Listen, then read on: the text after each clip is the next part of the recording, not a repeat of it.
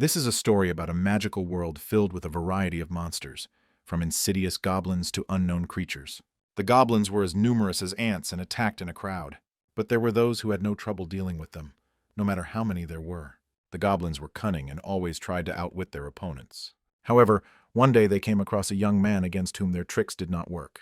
But the monsters did not give up, despite the fact that most of their comrades had already been killed. Even their sudden attacks with bows were of no avail.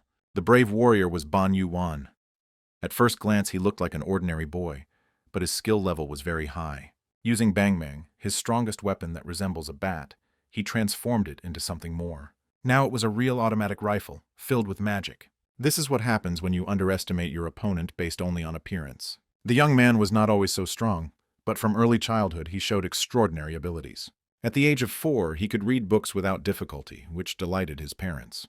They were even more amazed that the boy began to read in the languages of countries that no one in the family had even heard of.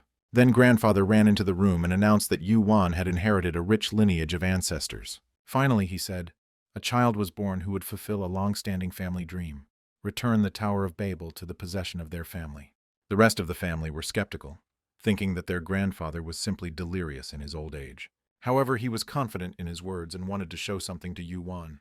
He told the boy a story about a great ancestor of the Ban family who once performed a real miracle. Having the ability to understand each other, he led the people and built a tower that would never collapse, the very same Tower of Babel. The first thing that came to the young man's mind was wealth. Could it be that their ancestor was the owner of this legendary tower?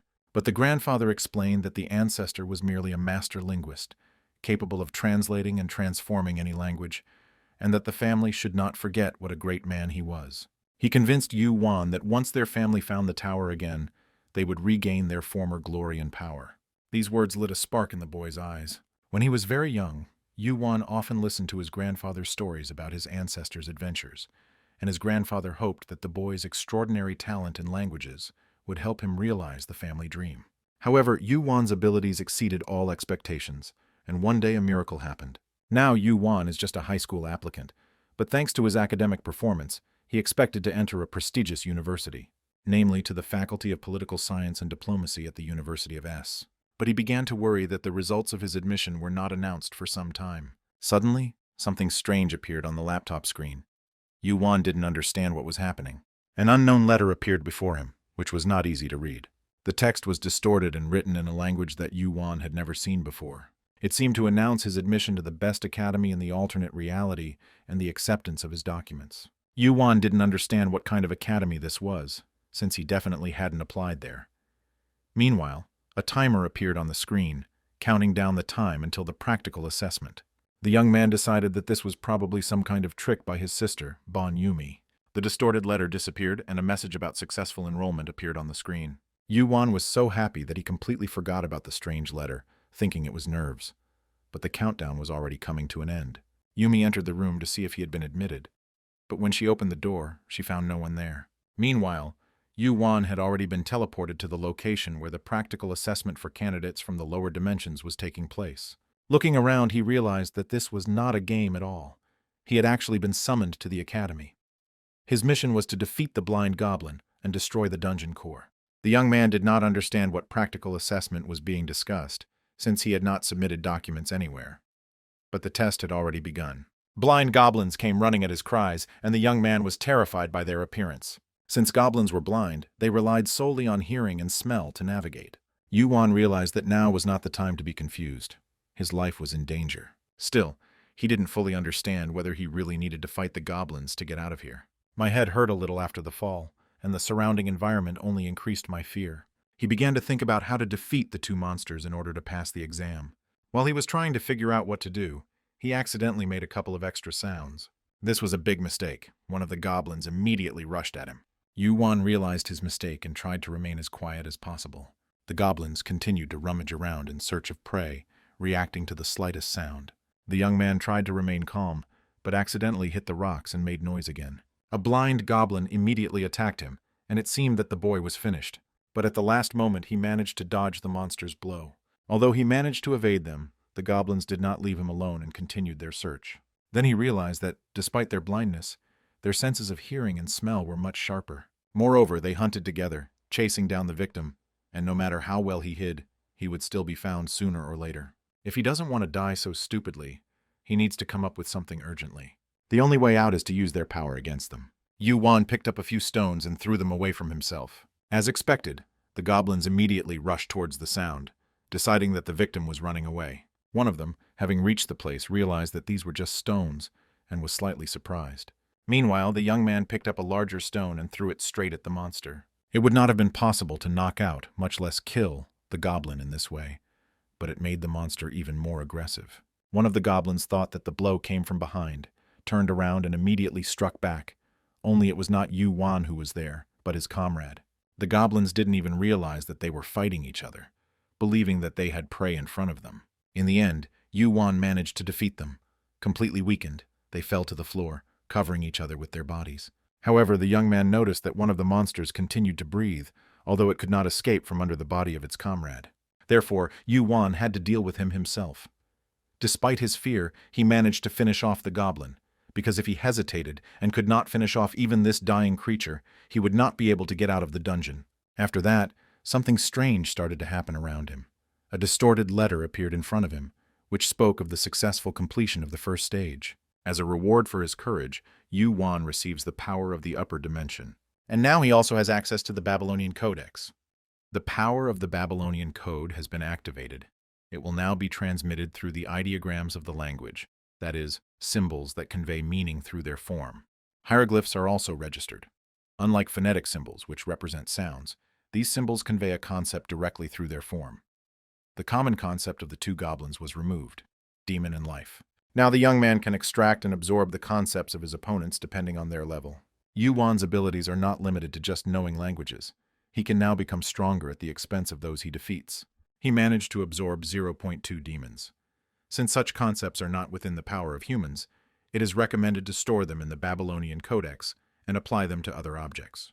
Yuan now has a choice: save the concept for later or apply it immediately, for example, on himself. The young man decided to try it on himself. He absorbed 0.4 life, after which he increased his life level to 10.4. His overall abilities and potential have improved significantly.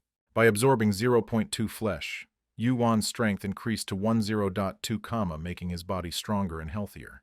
It wasn't just a feeling. His grip, his legs, his skin, and everything else had definitely strengthened. And all this is due to the fact that he absorbed the concepts of just two goblins with the help of removal and absorption.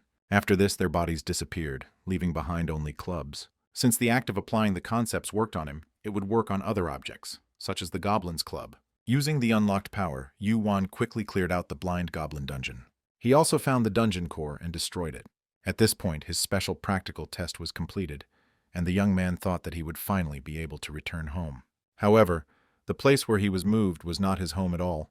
It turned out to be the academy dormitory. Yuan found himself in a world he had never seen before, a place called the Union Academy. After passing the exam, he received the status of a temporary student, but he was more interested in where he was. He received a letter asking him to put on the provided uniform and then come for an interview. Yuan still didn't understand what was going on. He had just taken the entrance exams, and now he had to wear the school uniform again. The young man was unhappy with this turn of events. After all, he had just found himself on the brink of death, and now they wanted to interview him. And yet he agreed, intending to say everything he thought about it. At the very least, Yuan planned to demand compensation for such impudence. But his indignation immediately vanished when he saw the professor, who seemed attractive to him at first sight. She had green skin and was clearly not human. Yuan was surprised and thought she was an alien. She introduced herself as the professor of magical combat at the United Academy Yumina and was glad to meet the young man. She also congratulated him on successfully passing the practical exam, adding that the entire faculty was watching him. Yuan wasn't particularly happy about this news. Yumina informed him that he was the first student in 500 years to create a new artifact during an exam. The young man did not share her delight. After all, he was transferred here without his knowledge. He did not understand anything and almost died. Maybe it's because they are from different worlds and have different ways of thinking. Yuan didn't plan to stay here and planned to leave right after the interview. Or so he thought, until he saw something that made him change his mind. There was a huge column in front of him, and he asked the professor what it was called. Yumina replied that she had heard that the people from the lower dimensions knew nothing about the unification and this pillar, and it turned out to be true. She then added that this pillar was the reason the academy was created. The academy is dedicated to nurturing students with outstanding talents from all dimensions and helping them reach the top of the tower. This is the aspiration of the United Academy and the last hope of all worlds. This was the very same Tower of Babel, a dungeon among dungeons, which is the source of all the secrets and dangers of this world. Yuan was delighted. Could all the stories his grandfather told him when he was a child really be true? Everything he talked about was right here. However, Yumina warned that the tower was the dungeon of all dungeons and was likely already filled with monsters. But it didn't matter. Yuan was determined to restore the family to its former glory. It was then that he decided to enroll in the United Academy. Thanks to the special treatment of the professors, he was temporarily sent back home. There, Yuan gathered the whole family and told them what had happened. Grandfather was simply delighted, and the young man had the opportunity to prepare for admission. To do this, he went to the lower dungeon of the Union, to the Hobgoblin Cave. There his preparation began. He easily dealt with all the goblins that stood in his way. Finally, he managed to discover something new in himself. Before that, he only used his linguistic abilities. But now everything had changed. Thanks to the Babylonian Codex, he could verbalize, absorb, and manipulate the concepts of objects. When defeating an enemy, Yuan is able to recognize and master their concept. And the more concepts he collects, the stronger he becomes. The concept he had received in the first dungeon from the blind goblins, he put into the club he had received. He strengthened it and turned it into a weapon, which now became his main weapon. This is no longer just a club, but the formidable bat, a mace imbued with ghostly energy, and the first artifact created by Yuan. It is capable of revealing its true form at the owner's command, transforming and acting independently as an autonomous artifact. Due to the fact that he created this artifact by accident, he received a good result in the evaluation. Among the concepts obtained from the monsters, there was something that Yuan had never encountered before: a soul. Suddenly the mace began to swing from side to side, as if to say, "I want this." Along with the soul, Yuan decided to convey a little more life, as well as the concepts of ghost and spirit. By acquiring even the most insignificant concepts, the young man used them to saturate the mace. He didn't fully understand what would happen when he passed these concepts on to her, but that only made things more interesting. The concepts, united in perfect harmony, caused the transformation of the artifact. The concepts of Ghost 2.5 and Beast 4 automatically merged. Their perfect synergy led to a fusion that goes beyond ordinary existence. Yuan was surprised when he saw the Beast concept. Could it be that one of the concepts he left behind could transform on its own? Through transcendental fusion, the concept of Ghost Beast 10 inches was completed. By combining the symbols of a ghost and a beast, the young man obtained a ghost beast. Her personality remained the same, and the boy wondered if she could still transform into a magical cannon or shield. From now on, this ghostly beast would be called Eva, and before returning, Yuan decided to check his characteristics. They had grown noticeably since last time. The flesh seemed to reflect physical characteristics, but Yuan was more interested in why the soul stat was so high compared to the others.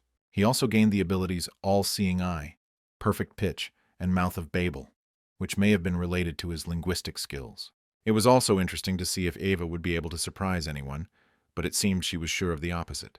It's time to leave the dungeon and return to the academy. Yuan was steadily improving his stats.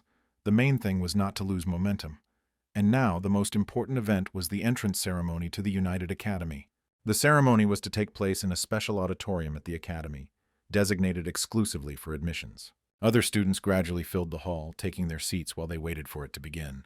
Yuan's sudden appearance surprised the students standing nearby. Yuan himself was also amazed to see how many people came to the ceremony. He activated the All-Seeing Eyes, which allowed him to read aura and spirit, and the higher their level became, the deeper the owner could understand the surroundings. As the young man had expected, unlike him, who had passed through a special quota for the lower dimensions, the regular students who passed the regular selection looked very strong, even at first glance. While Yuan was looking around for a place, a couple of students had already approached him. This was the type of person who belittles others because of their origin, in his case because of their belonging to a lower dimension. Yuan didn't want any trouble, so he decided to quickly move away. As he thought, those who passed the regular selection had a very high opinion of themselves. Even here, the powerful and influential students looked down on those below them. Suddenly, someone called out Yuan's name and said that the special selection students were in another place. The phrase special selection students sounded respectable, but felt more like isolation. Yuan was surprised that all these guys were actually from the lower dimensions just like him. However, their characteristics and abilities were far superior to his own. Each of them was not just taller than him, but surpassed him by several heads. Compared to them, only Yuan truly looked like a representative of the lower dimensions. They were at such a level that they could single-handedly deal with the regular selection students. Among them was Eslight, his roommate, who really did look like he was studying light. Eslight was surprised when Yuan called their place amazing.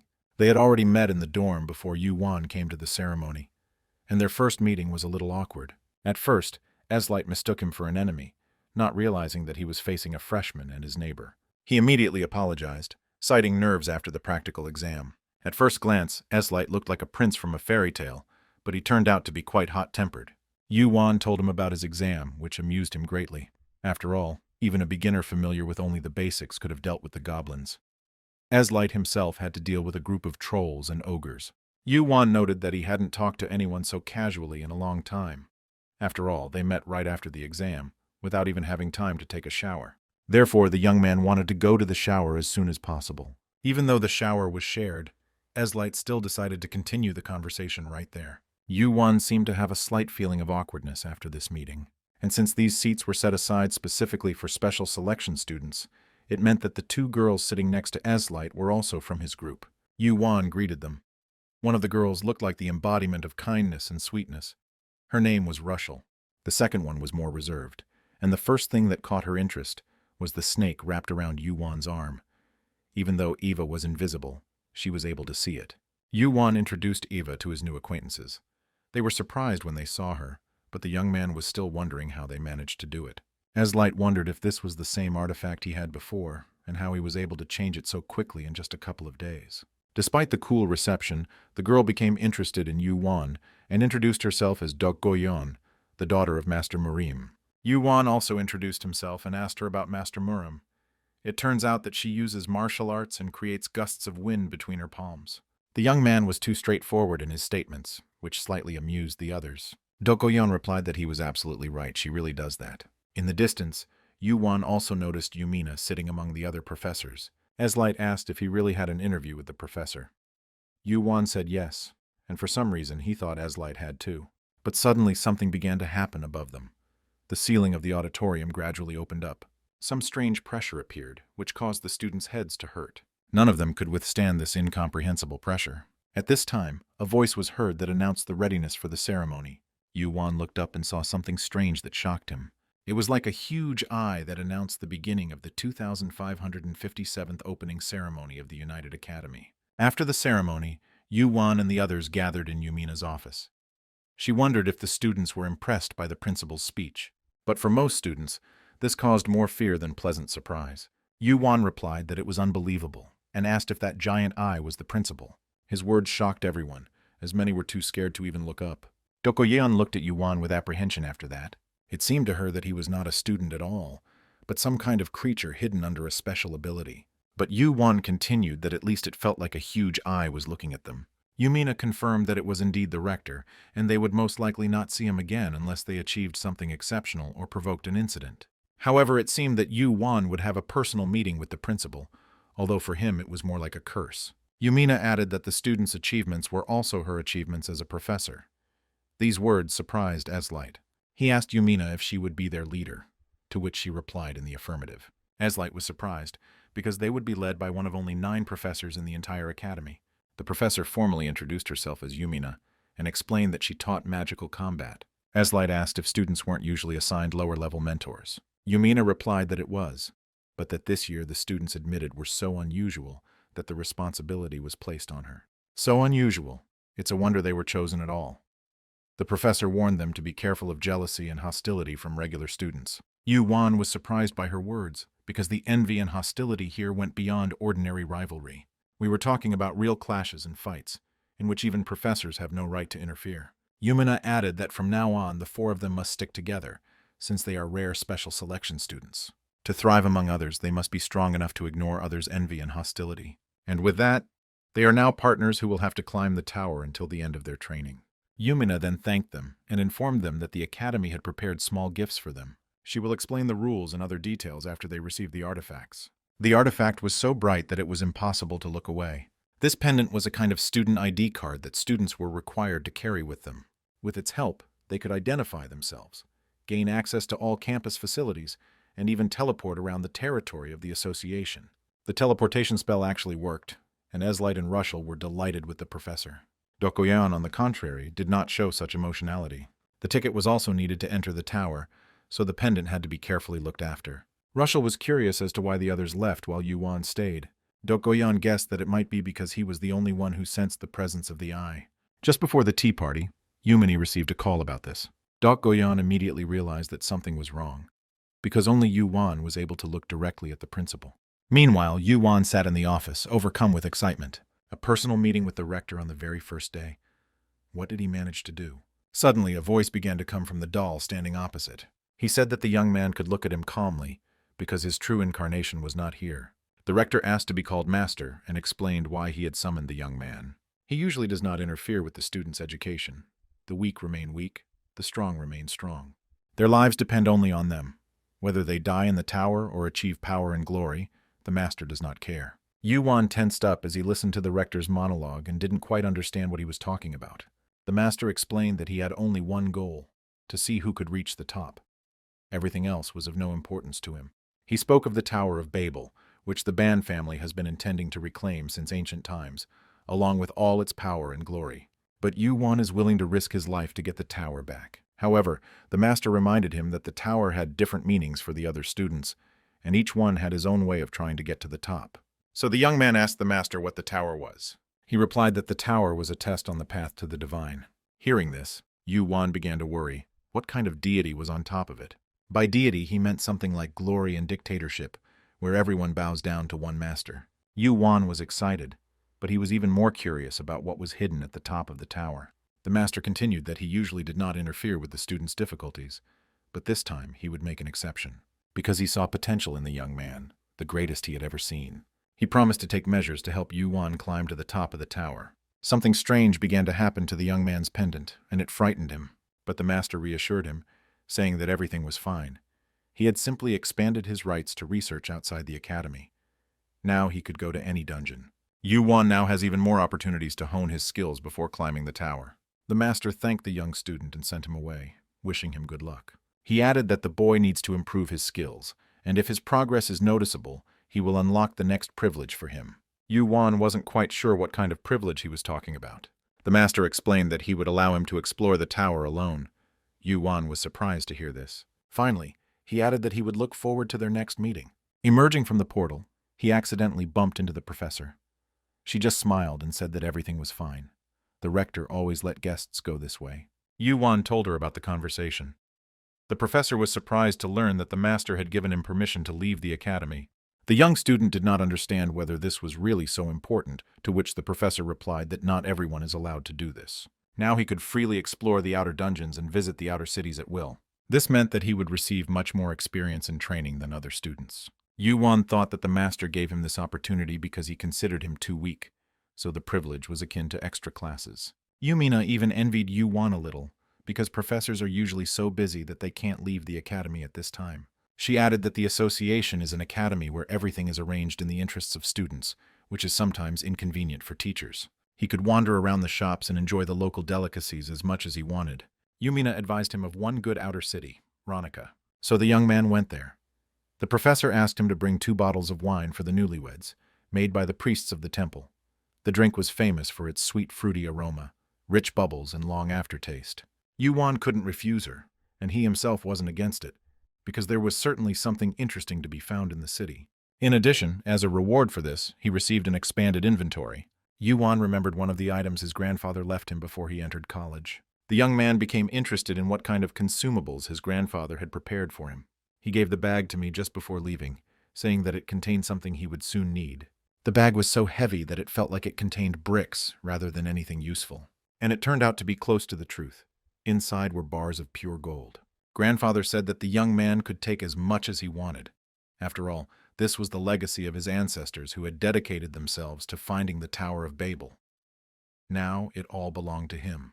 Thanks to the inventory, carrying them with you was not difficult. The grandfather also reminded that gold is valuable in any world, and the time had come for the young man to go to a new world.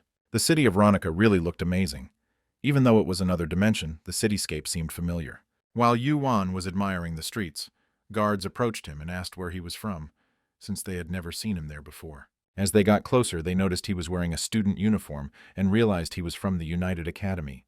They greeted him warmly and introduced themselves as guards of the western border of the Ronica academic town. They were curious whether the rector himself had given him permission. Yuan confirmed that this was indeed the case. The master had allowed him to freely explore the area.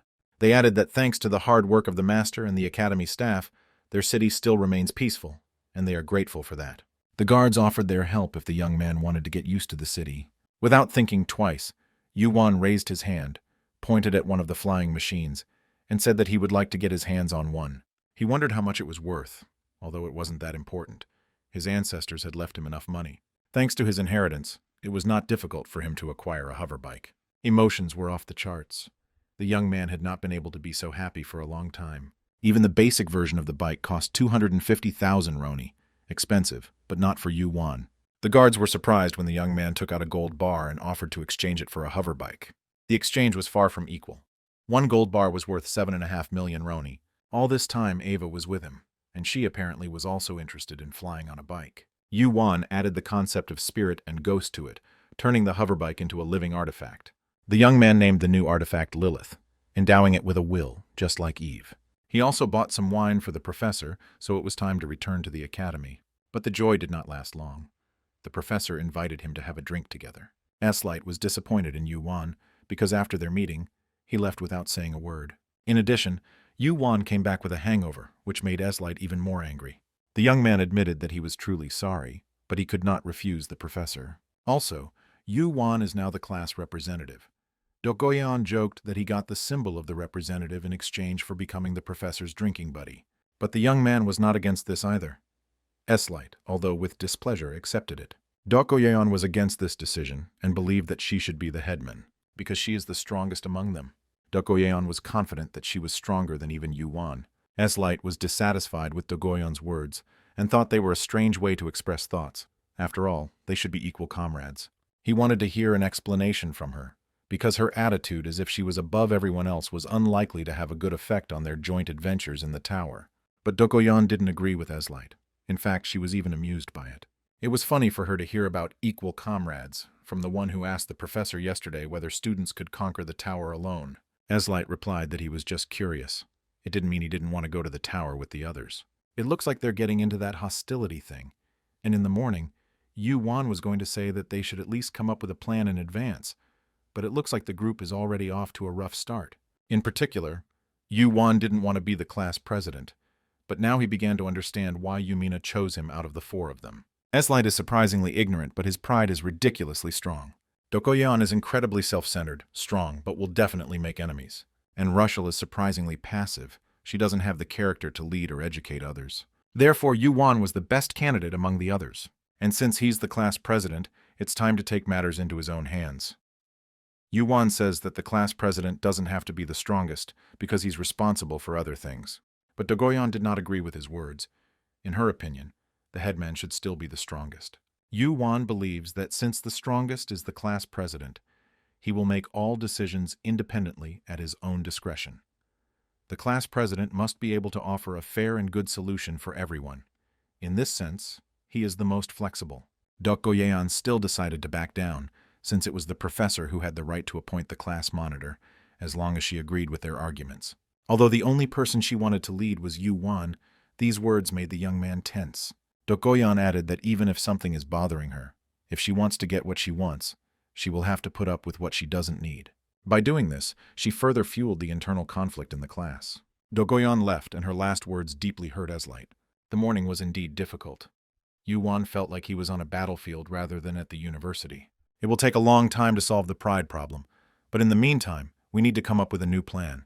The only one who didn't care about all this was Rushel. All she wanted was to pet Eva, Yuan's living artifact. This place is full of secrets, and Yuan's first lesson as the class president of the 11th grade, filled with unique personalities, was full of surprises. And it was quite difficult because the lesson began with significant difficulties. The first lesson will be a light sparring match between two classes. The class of special students was clearly outnumbered by the other class. And besides the numbers, they were even inferior in abilities. The teacher asked the students to choose an opponent with whom they would like to spar. The students from the other class wanted to deal with the special students as soon as possible, each of them eager to fight first. But Yuan's class didn't have the same enthusiasm.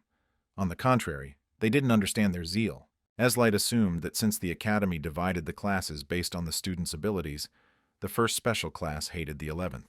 Moreover, Yuan was wearing the headman symbol, which further provoked the opponents. One of the opponents considered it impudent to wear Professor Yumina's brooch and did not agree with it. That's why he, more than anyone else, wanted to deal with them. Meanwhile, Professor Yumina didn't understand why her students were assigned a joint meeting with the special class on the very first day. Besides, practice in real combat is not at all like a specially selected student from the lower dimension being able to hold his own in a sparring match with someone from the upper class. It was probably a prank that someone had intended when they made the schedule, but the professor still felt some kind of evil intent.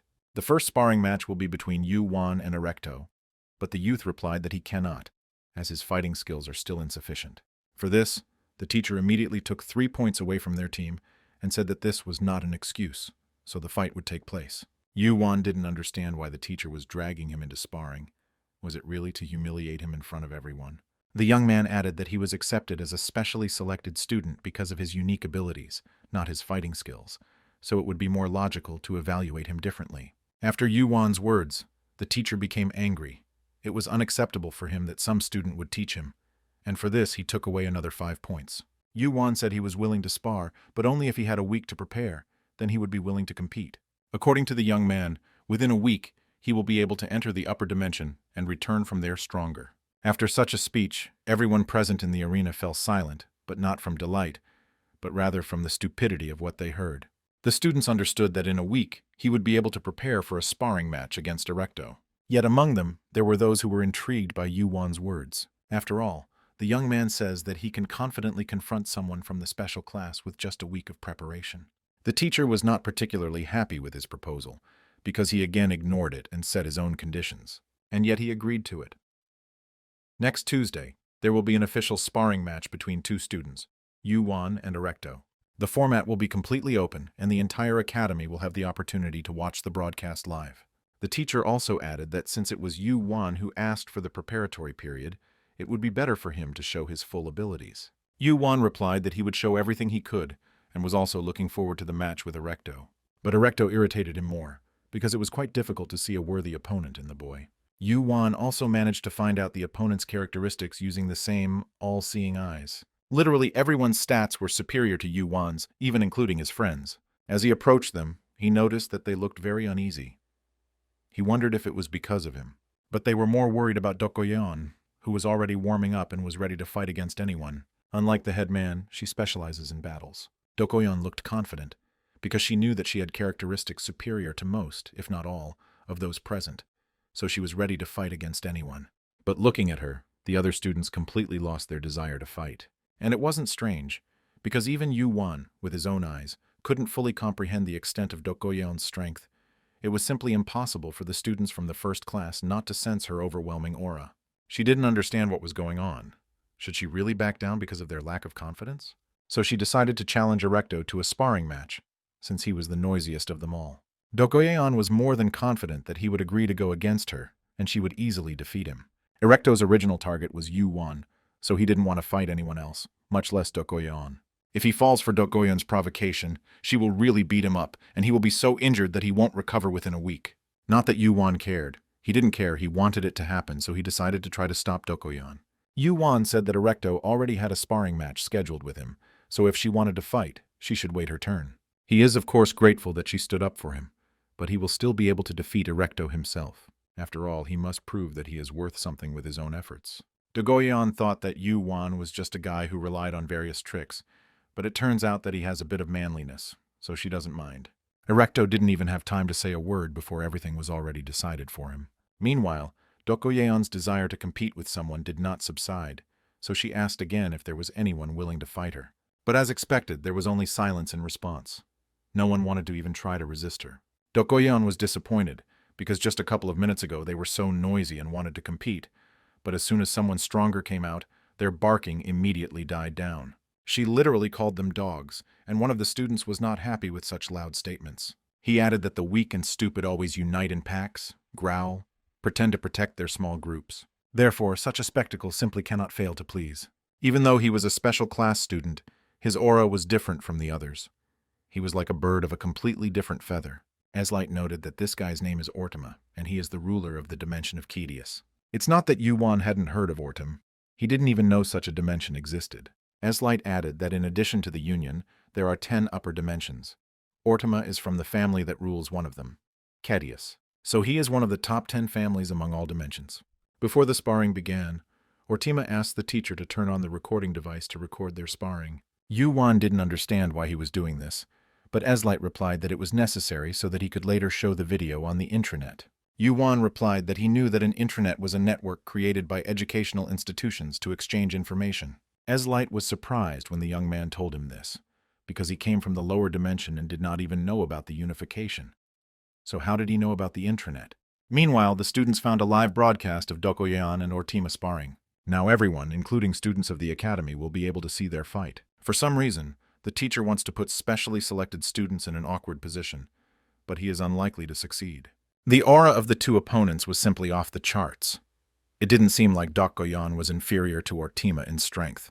Yuan was even willing to let him make the first move, calling him a newbie. Ortima was surprised when she called him a newbie, so he wanted to show that he was an experienced warrior. He used a technique that could distort nature and put pressure on the opponent. It was the first time Yuan had experienced something similar, so he didn't immediately understand the essence of his technique. His power was significantly different from the one Yuan controlled, like water flowing from top to bottom. Plus, the air got heavier and it became hard to breathe. It felt like everything around was shrinking and collapsing from within. It makes you fall to your knees, as if it were the most natural thing a young man could do. Yuan realized that his technique was a distortion of the laws of nature. Eslight was surprised when he learned that Yuan had just figured out how his ability worked. Meanwhile, Russell was feeling uneasy and was very scared and trying to hide behind Yuan. But it wasn't Ortima's technique that scared her, but the power that Yuan possessed. She simply increased her energy without any effort. In this way, she was able to completely suppress the opponent's energy, as if nothing had happened. Yuan was delighted. He knew that Yuan was strong not just by words, but to be so. Ortima was also pleasantly surprised by his rival's abilities. It seemed that she was really capable of something as he thought. Yuan wasn't thrilled. For her, such a technique was weak. She called his strength as ridiculous as his horns. But Ortima's attack did not end there, and he planned to attack again. But Yuan no longer stood aside.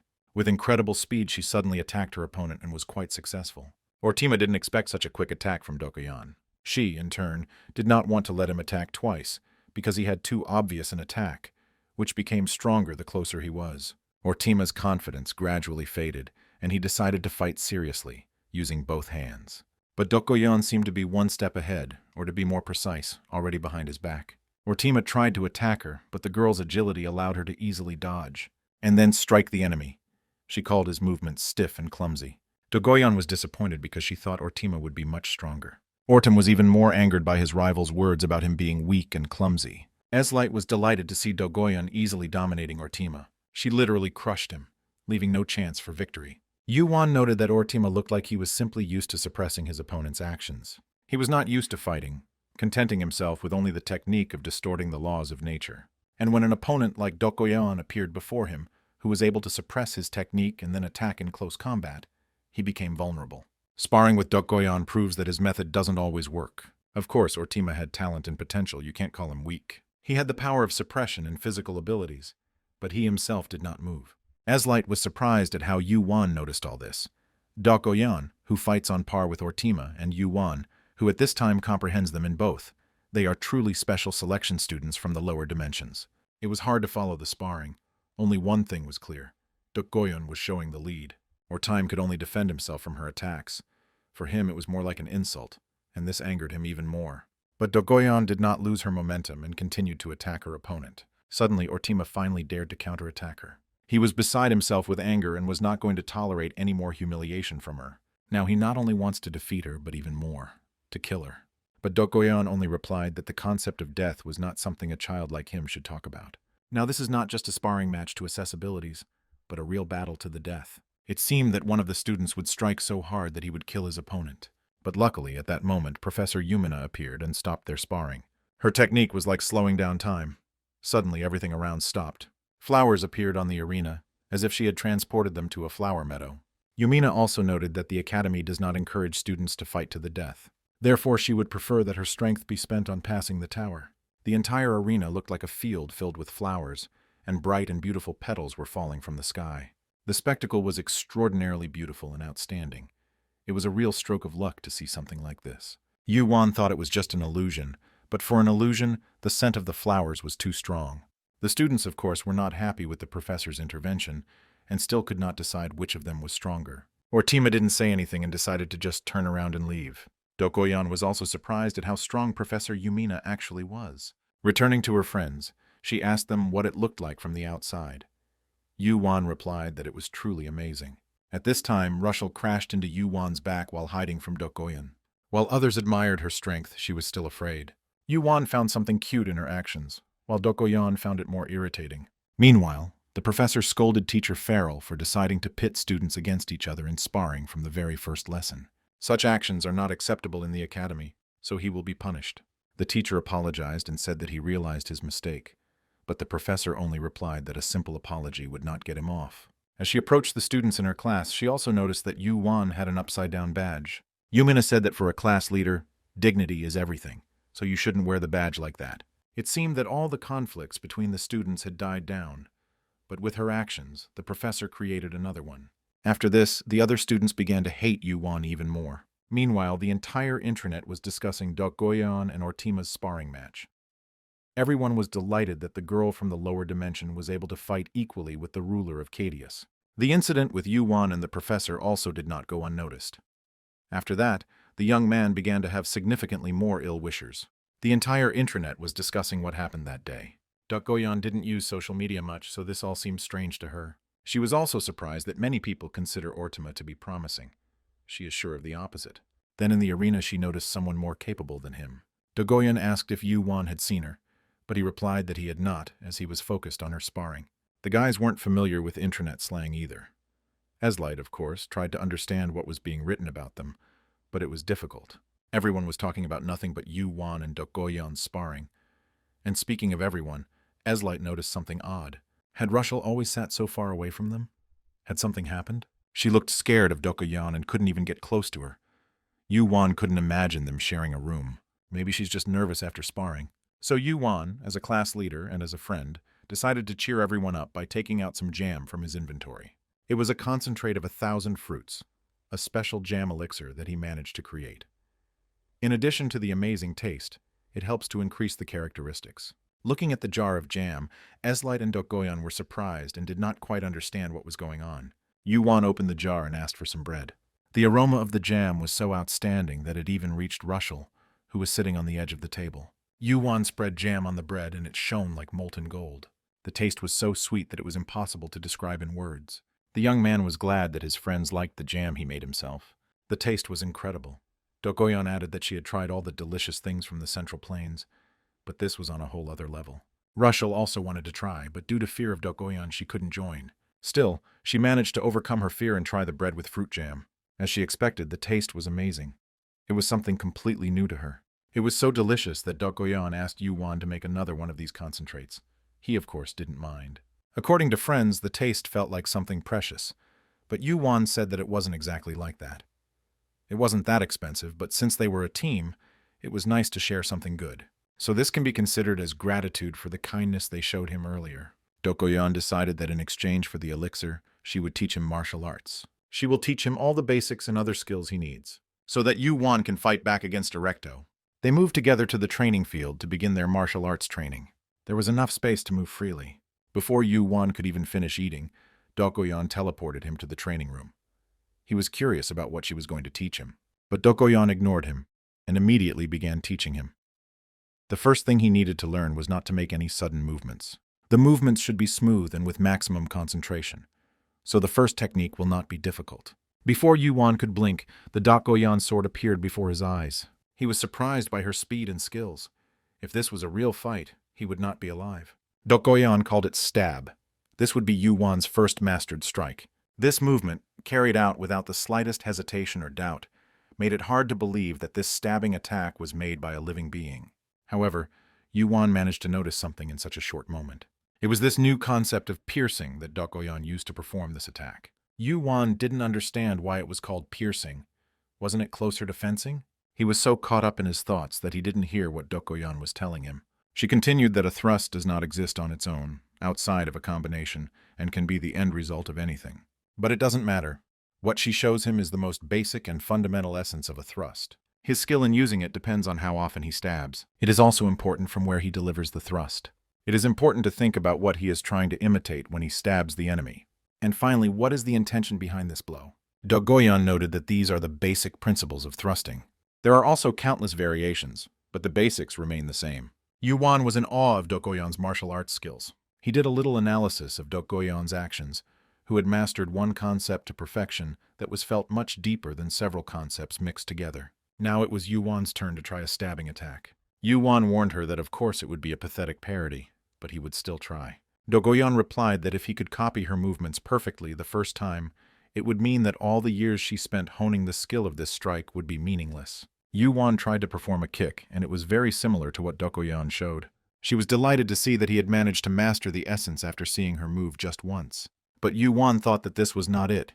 He needed to focus more to repeat the strike. Before this, he had been too focused on combining concepts and thought that it was enough to strengthen them simply by combining them or adding new ones. But that's not all. His strength can increase even more by improving what he has already mastered. Yuan was faced with the question, if there were many symbols for stabbing, why did he choose piercing? He used it because to her, stabbing means to pierce the target without fail. The goal is to quickly and powerfully pierce the enemy, inflicting a fatal blow. The more Yuan delved into it, the more he was able to replicate Yuan's strike. She was delighted with the speed with which the young man was learning. Still, there's no point in exhausting yourself from the very beginning, so we can finish for today. Yuan advised him to use the attack when there was more space, and against an enemy he could defeat. Through Yuan's training, Yuan discovered new characteristics and improved old ones. He was surprised that he could increase his stats just by swinging his sword a few times. He grasped the concept of martial arts piercing and fencing. At first, Yuan thought that he had only improved his stats a little. His stats had skyrocketed, and he had just learned the concept of pierce, and it was already at level 16. In addition, his swordsmanship, which had not increased at all no matter how many goblins he destroyed, had increased to 20. The young man's fighting skills doubled, an amazing result. Yuan didn't expect him to master the essence of the strike so easily. She didn't even think that Yuan would be able to demonstrate the essence of the technique, even with a practice sword. He replied that he was simply repeating after her. But Yuan countered that if that were the case, why couldn't everyone master the kick like him? Yuan added that maybe it's because she's a good teacher. After all, when he first saw the stabbing blow, he was able to feel the full depth of her movements. Yuan was surprised that anyone could even achieve such a level of skill. This embarrassed Yuan, and she didn't understand how he could say such embarrassing things when they didn't know each other well enough yet. In any case, Yuan was sincerely grateful to Yuan for the lesson and truly enjoyed learning from her. She could keep his elixir for herself. To which Yuan replied that it was hardly worth the time she spent studying. Yuan didn't know what to do in such a case, how to compensate for her time. But Yuan replied that it was okay, and that he would compensate her for her loss in time. It was the first time that Yuan saw her smile so sincerely. From the first meeting, he considered her cold and unapproachable, but the more he got to know her, the friendlier she became. The training was over, and it was time to return to the academy. Meanwhile, things were not boring at the academy either. One event followed another. Since Russell was very attractive and sweet, many guys tried to get to know her. And basically their methods were to demonstrate their strength in front of her, thereby allegedly showing their masculinity. Of course, Russell didn't want to meet anyone, so she tried to refuse in any way possible. But fortunately, at that moment Eslight was next to her, who did not let her be harmed. He stood up for her and said that if anyone needed anything from her, they should tell him. In response, he called him a non-entity from the lower dimension, and these words made Eslight even more angry. Just at this time, Yuan and Yuan returned from training. Yuan noted that they were just in time, everything was just beginning, and Yuan suggested that his friends go somewhere. The ill-wishers decided to retreat, but only now, promising to return. Yuan asked Eslight what happened, but there was only silence in response. The troubles didn't end there. Those guys were also present at the history lesson, and they continued to follow Russell, ignoring comments and requests not to do this. Teachers also turned a blind eye to their inappropriate behavior. For Russell, this put a lot of pressure on her and interfered greatly not only with her studies, but also with her life. Yuan and Eslight couldn't just stand by and watch their friend get bullied, so they started to come up with a plan. Regardless of the place, be it a lesson or another place, they continued to harass the girl.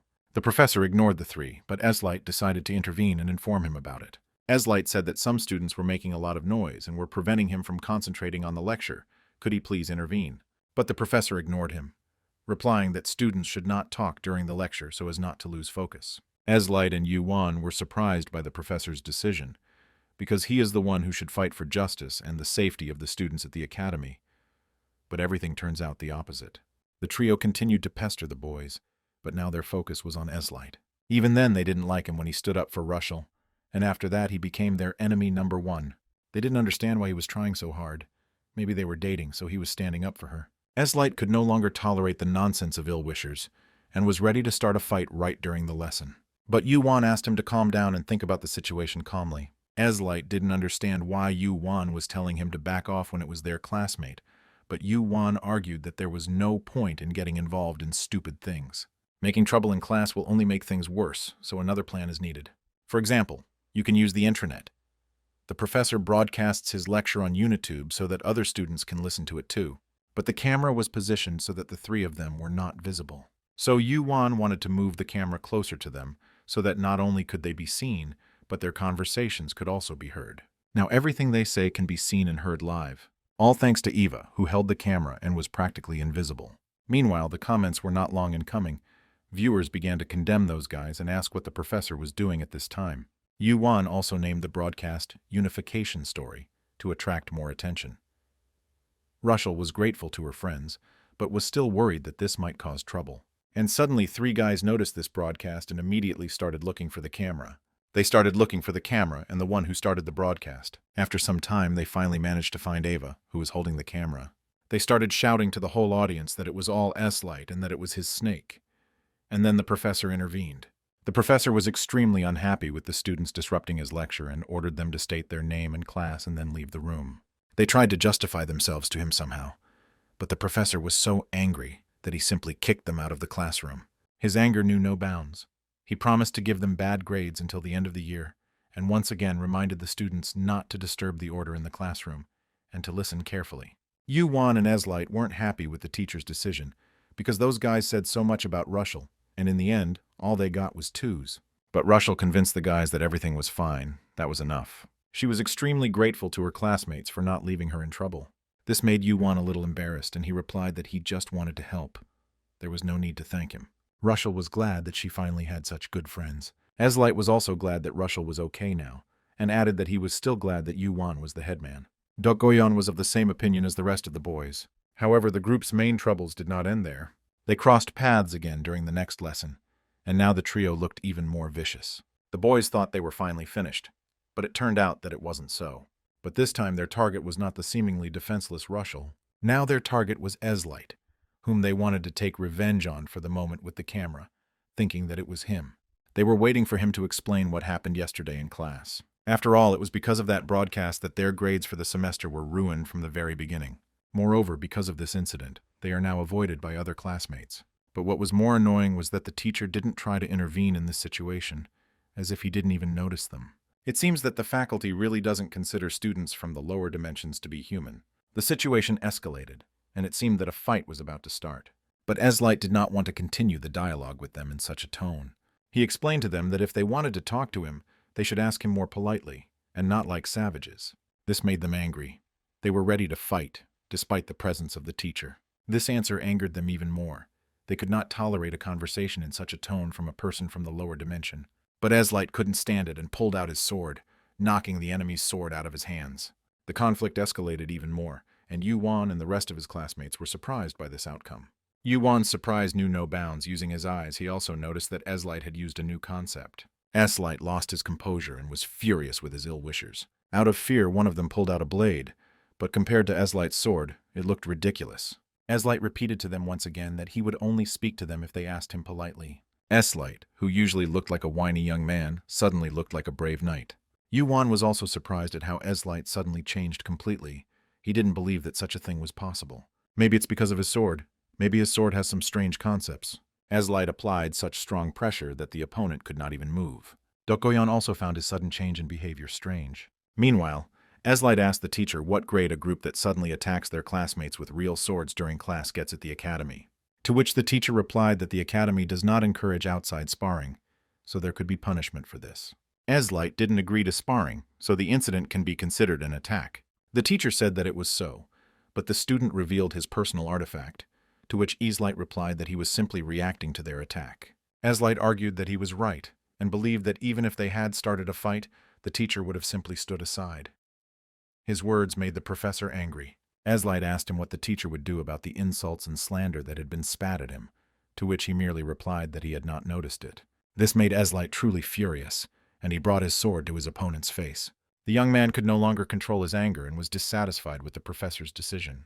But fortunately, Dogoyan stopped him with a powerful flick. She merely flicked him, but with such force that Eslight immediately came to his senses. Dogoyan said that he needed to be more restrained and not take out his sword, wave it around and think he is all-powerful, acting arrogant. Eslight's energy disappeared, and the teacher was no longer standing aside. He really treated Eslight that way only because he was from the lower dimension. Meanwhile, Yuan and Rushel continued to stand aside so as not to get involved in any unnecessary troubles. Dogoyan continued to scold Eslight, saying that this is what he really is like when he has a divine weapon in his hand. After such an outburst of emotions, Yuan suggested that the guys not get involved in such things again, because then they would not be treated well at the academy. Eslight didn't think that Yuan was the one to talk about it, to which he replied that he wasn't the one who tried to fight the professor.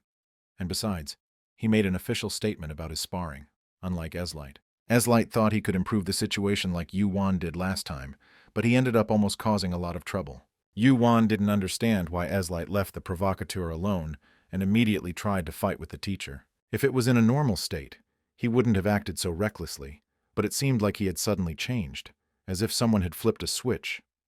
Plus, his sword. Yuan asked Eslight to be honest with him and asked about the power he showed earlier, wondering if he could control it. Eslight replied that of course he could, otherwise he wouldn't have passed the entrance exam, but he was just angry at the time because of the professor's lie. Yuan noted that this was true, because lying was bad, and Eslight, looking around, said that this was exactly the case. He asked again if he could be trusted to control his power. Eslight assured him that this was indeed the case and that he would not cause any more trouble. Dogoyan also added that she was glad that at least Eslight said that he would not cause any more trouble, but seeing how his artifact smeared him was quite entertaining. Eslight was grateful that his friends trusted him, but he was still a little offended. Dogoyan also said that she began to understand the professor's advice that they should be more relaxed around other students. After all, if they continued like this, student life would be even more noisy than it was now. So she wondered what Yuan, as the class representative, thought about it. Over the past few days at the academy, Yuan had definitely realized the reason for his uneasiness. A way of thinking of others based on inner strength and superiority. An incomprehensible disdain for the lower dimensions, which made everything easier for people from the upper dimensions, and the attitudes that have formed over the years that consider this to be the norm. Yuan was faced with the question of what outsiders could do in a place where this was considered the norm. So he asked his classmates what they thought it took to establish rapport or gain acceptance from any large enough group. Eslight suggested that conversations Dogoyan, oddly enough, power. Rushel refrained from answering. Yuan said it was close, but still not what we needed. He noted that what is important to them is how they look in the eyes of others. That's why they decided to create a channel about their daily life. They will create their own image, which they will show to others. At the same time, it will be fixed in the consciousness and will make them easily recognizable, which in turn can develop into honor and respect. But Eslight didn't quite understand. If the most important thing for them was the admiration and respect of others, then why would he need to spar with Dogoyan? Yuan replied that this would not be a simple show, but a sparring match according to the rules, so he better take it seriously. The sparring between Dogoyan and Eslight began, and Eslight had concerns about what was happening. But Dogoyan said that Yuan shouldn't worry about Eslight not taking the fight seriously. After all, people become much more serious after taking a couple of punches. So it's just a matter of time, and in the meantime, Eslight has had a hard time. Yuan thought it must be painful, but at the same time it was a good shot for their channel. Dogoyan began to mock Eslight a little. Was this really all he was capable of? And it seemed that he really was nothing without his artifact. She didn't mind if he got it, but even so, she could defeat him. Her words awakened a real anger in Eslight, similar to the one he had during the lesson when he had drawn his sword. But Rushel had concerns about Yuan's idea. Would it really make their lives at the academy easier? Yuan wasn't sure if it would work, but it would still have some effect. After all, if those guys had initially known what they were capable of, they would have thought 1,000 times before messing with them. At that time, the seriousness of sparring between classmates was gaining momentum. That's why Yuan asked her not to jump to conclusions, because her beauty was too valuable for her to worry about. He also added that a pretty face with a smile looks even better. Wherever she is with her face, she can conquer anyone. So it would be an unforgivable waste if she frowned, so it is better to save the worries for later. Russell was pleased to hear this from Yuan, and in the meantime, Eslight leaves the battlefield because he does not intend to fight this monster. The next person on camera was Russell, specifically a video of her eating noodle soup, albeit with a lot of cilantro. Yuan assured her that it would be okay, she would get used to the taste. Following what Yuan had suggested, the 11th graders began uploading videos of their daily lives to the channel they created, Rebellion. Their videos literally blew up the internet and made them recognizable. People loved everything they filmed, including Doon and Eslight's sparring. Videos of them all playing a board game together also became popular. Even the video of the tea party in Yumina's office got a lot of views, and as expected, Russell's video became one of the most popular due to her cuteness. Everyone liked their videos for their simplicity, and even more intrigued by the upcoming broadcast, in which they were going to conquer the tower. The guys were simply delighted with how quickly they managed to gain recognition on YouTube. Their channel already had more than 1,000 subscribers in just one day. But Eslight was still worried about why the video of him being beaten by Yuan became the most popular on the channel. Professor Yumina was also happy for her students, because unification is a higher dimension, full of real miracles. In a world where miracles are taken for granted, no one even thought of creating content on it. But this channel and the content they make has cleverly straddled the line between ordinary miracles. The connection between them and the atmosphere was just amazing. However, today was the first day they would enter the tower.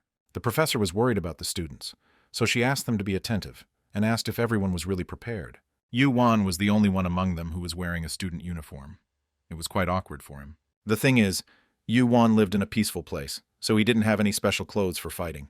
Yet this was the life he had chosen, and the place where he would fight, putting his life on the line. So clothes didn't matter to him.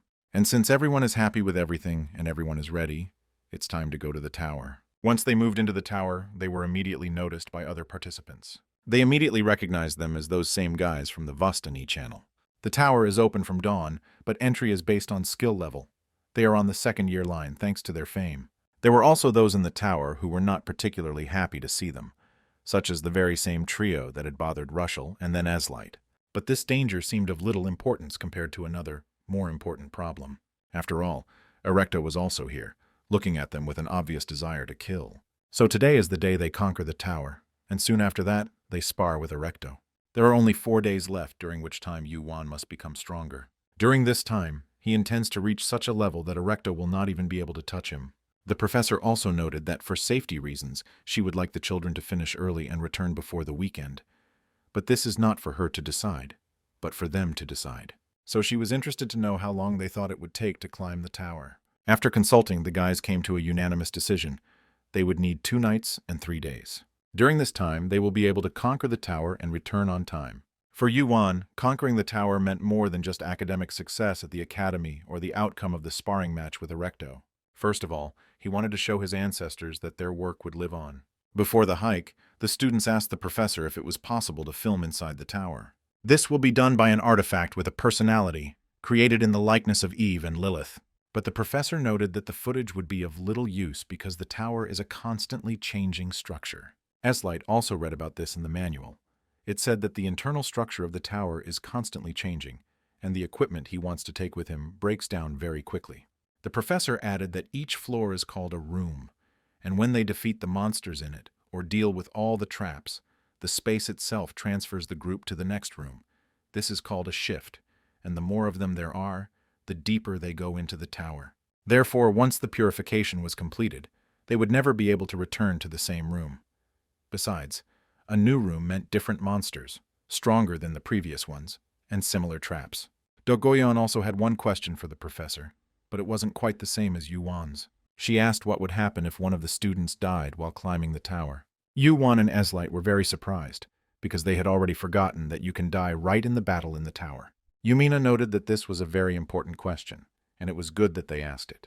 But contrary to their fears, in most areas of the tower, the subjects do not actually die, even if they do. To be more precise, if someone dies, they are simply thrown back towards the entrance of the tower. However, thanks to the student card that records their progress, they won't have to start from the beginning. When they re-enter, they'll pick up where they left off. Eslight suggested that since they could be resurrected, they could keep trying as long as they wanted. However, Dogoyon had additional questions regarding this. Yumina said that in most areas, test subjects don't die, meaning there are places where they can die. In this case, the tower does not guarantee their complete safety. The professor noticed Dogoyon's attentiveness and replied that it was so. In some cases, they may actually face actual death. But this did not stop the students from setting out to climb the tower. The first monster they encountered was the Klausider, a notorious monster that devoured all of an explorer's gear. But thanks to the students' skills and strength, it was not difficult to defeat him. While the others were fighting, Yuan was lost in his thoughts. He discovered the concept of fire, but he could not extract it.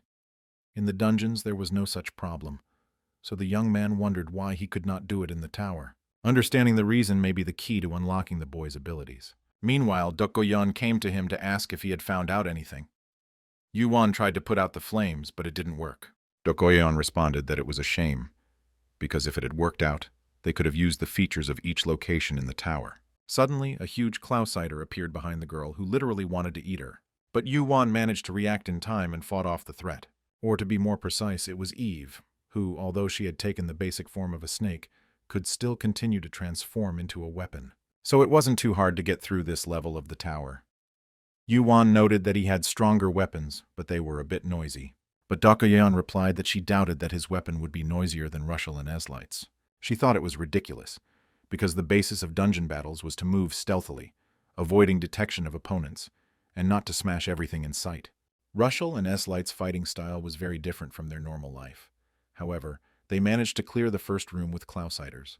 But still, you shouldn't relax ahead of time because there is a strong accumulation of energy nearby. And it looks like a bigger and stronger monster is about to appear, that same elite. Eslight wanted to offer Yuan the use of his eyes to find the target. But at that moment, Yuan was just about to use them. He managed to find something similar to an obelisk that was absorbing a lot of energy, and it looked like someone was supposed to emerge from it. Since it was Rushel who possessed the furious explosive force, she rushed towards the obelisk. Her fighting style was reminiscent of a berserker, as she seemed to lose her composure during an attack and destroy everything in her path.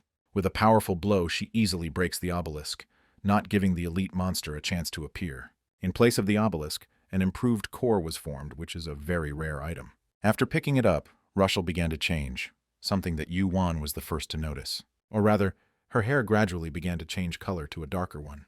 At first, Yuan didn't understand what had happened, since the core shouldn't have had such an effect.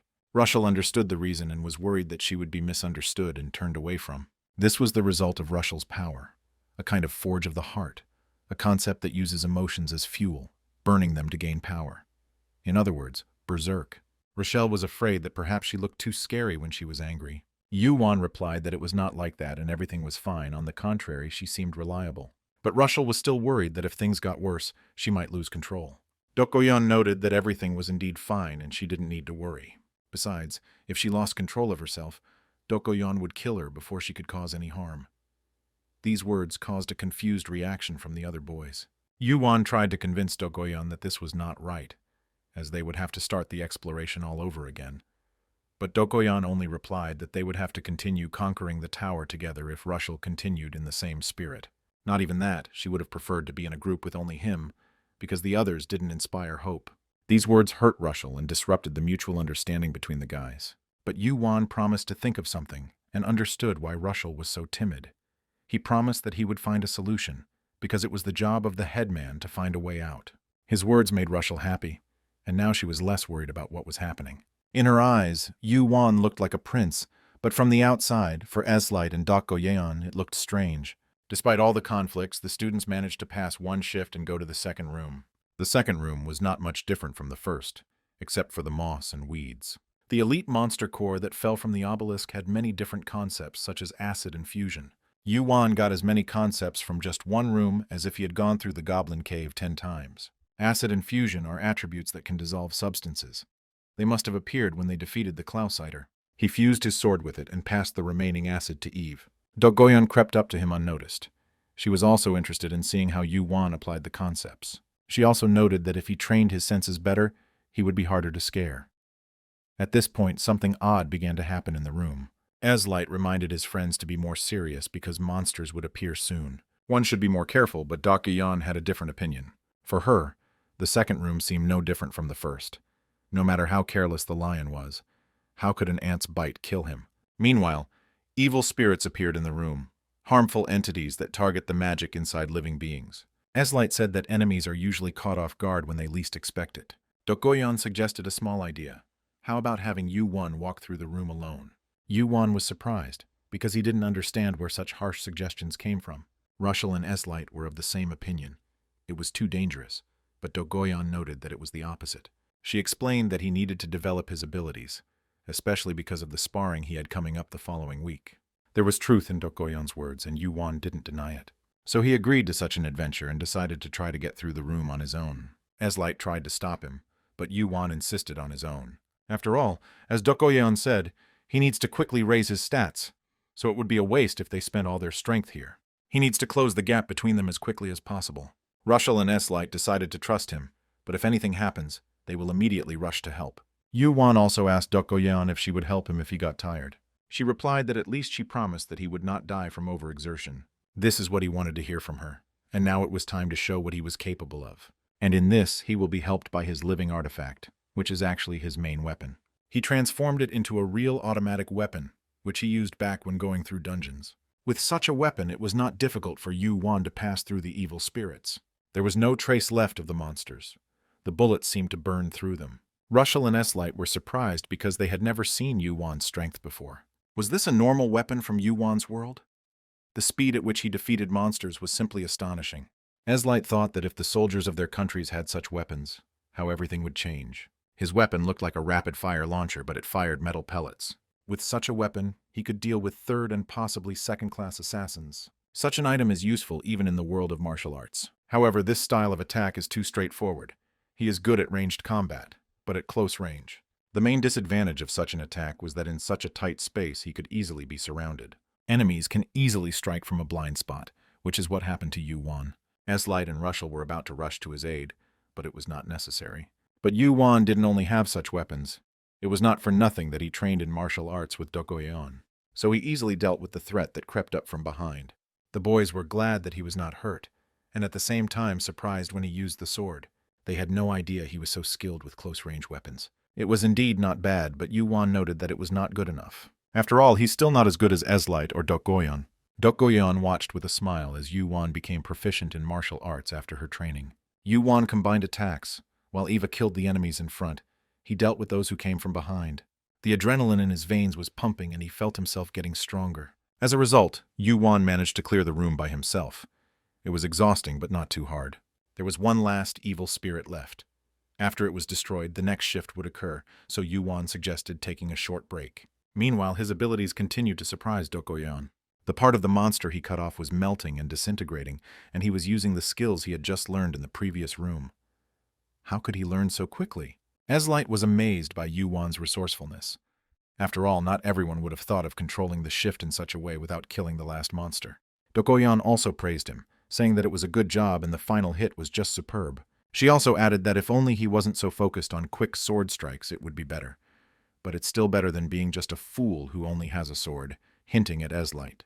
While Eslight was proving to Dokoyan that he was right, and that he too had fought bravely, Yuan decided to get a drink. But only he could enjoy this beautiful and peaceful moment.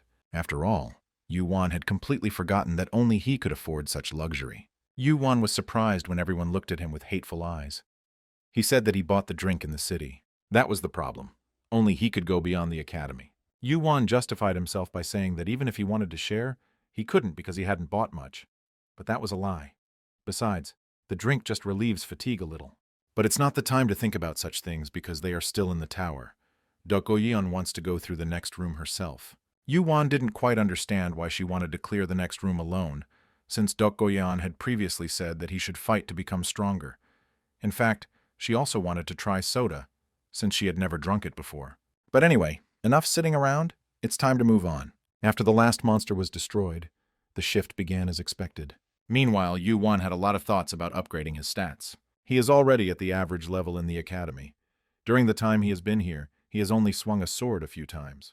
But despite this, fencing and piercing, which he had only just begun to master, had already improved. Simply incredible pumping speed.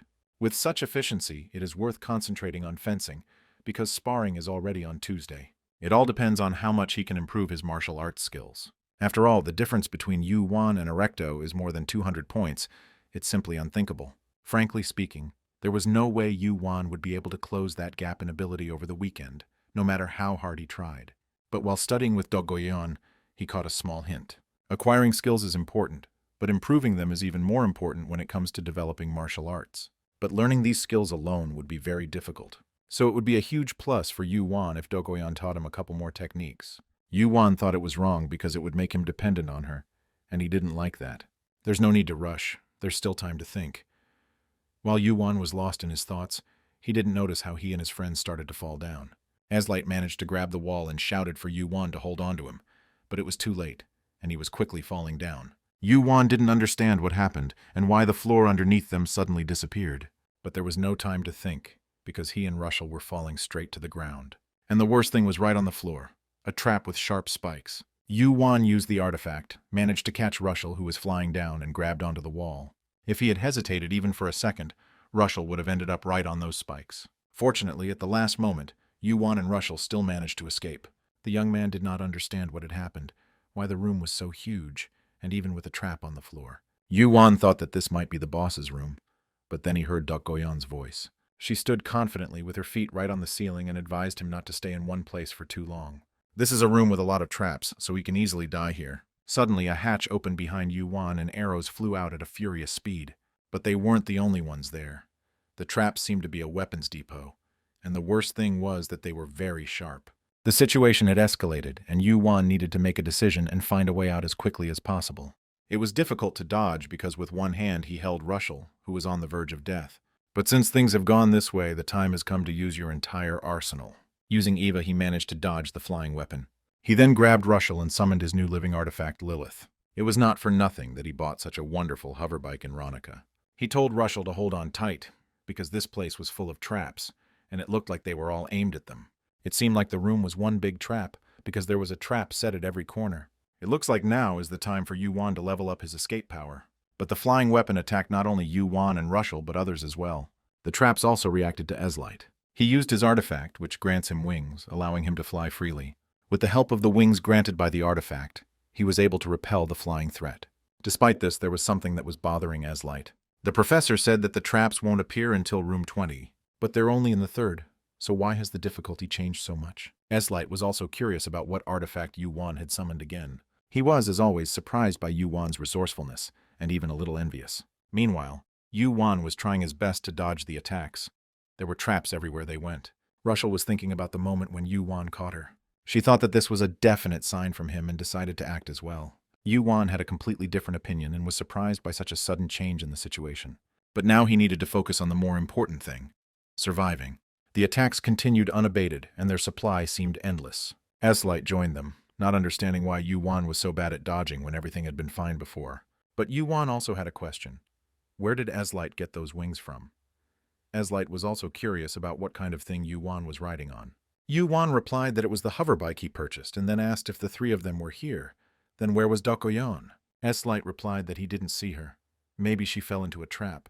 But Yuan said that it couldn't be that she fell into a trap so easily. Meanwhile, Dogoyeon, dodging the traps, easily avoided them thanks to her agility. Yuan was sure that she was okay, and that she was currently secretly watching them. Eslight wondered when this would all end. Yuan said that according to the manual, they had to hold out here for a while, but how long was unknown. He suggested that Eslight run to the other side while he analyzed the traps. All the traps suddenly aimed at the flying Eslight. Yuan tried to guess what the priority of the traps was. It seemed that priority was given to moving objects. It turned out that it was enough to just stand still and not move, and the traps would not be activated. Meanwhile, Russell noticed that one of the arrows had actually wounded Lilith. Yuan pulled out an arrow and wanted to tell the boys that they just needed to stop moving unnecessarily. But in that case, how will they be able to get through the room in that case? Yuan also noticed something strange. The arrow he picked up suddenly burst into flames. Did he absorb it and learn the concept? That's weird, because he couldn't learn anything in the first room. What changed? The young man began to think that the reason must be related to his characteristics. Or was it just a coincidence? Yuan wanted to know more about it. And the only way to know if it's true or a coincidence is to check again. He picked up the sword and somehow managed to absorb it. Without realizing it, he had learned a new concept, although, theoretically, he should have received the concept of sword. He acquired the concept of decapitation and did not understand why exactly that one. Come to think of it, this concept was different from what he had seen before. But at this time, Eslight began to have very big problems. He lost his vigilance, thinking that he only needed to be wary of traps, and who would have thought that water would also flow from them. But it wasn't just water. Most likely there was something mixed into it. Because after this, Eslight's senses began to dull, and everything around him became blurry. Besides this, he was surrounded by dozens of other traps. If things continue like this, he won't have time to react to the next one. But Yuan rushed to his aid, realizing the situation Eslight found himself in. So he left Rushel, and at that moment he himself rushed to Eslight. Yuan explained to her that he was going to do something that was very similar to a lottery, and therefore didn't want to involve her in it. She was worried about her friend because, knowing him, he would do anything to save the people close to him. Meanwhile, Yuan began to come up with a plan. Learning another concept increased the acid and wave values by 10. As Yuan had expected as before, he touched the water, but he acquired not water, but a wave. It now became clear to him why the previously absorbed concept was beheading and not sword. At the same time, Dokoyan also rushed to their aid, hearing the sounds of water. As she got closer, she was surprised to see Yuan's actions and didn't understand what he was planning. Meanwhile, he continued to rush faster and faster. Along the way, he realized something. The state of matter in a particular form at a given moment determines what concept can be acquired. Those projectiles were aimed at his neck, so they carried the concept of decapitation and not sword. So now he understood how he could repel all attacks and save Eslight. The deeper Yuan's all-seeing gaze became, the further beyond the essence it could penetrate. Eslight was in incredible surprise when he saw Yuan flying above him. It seemed like he was flying straight towards the traps that were flying at him.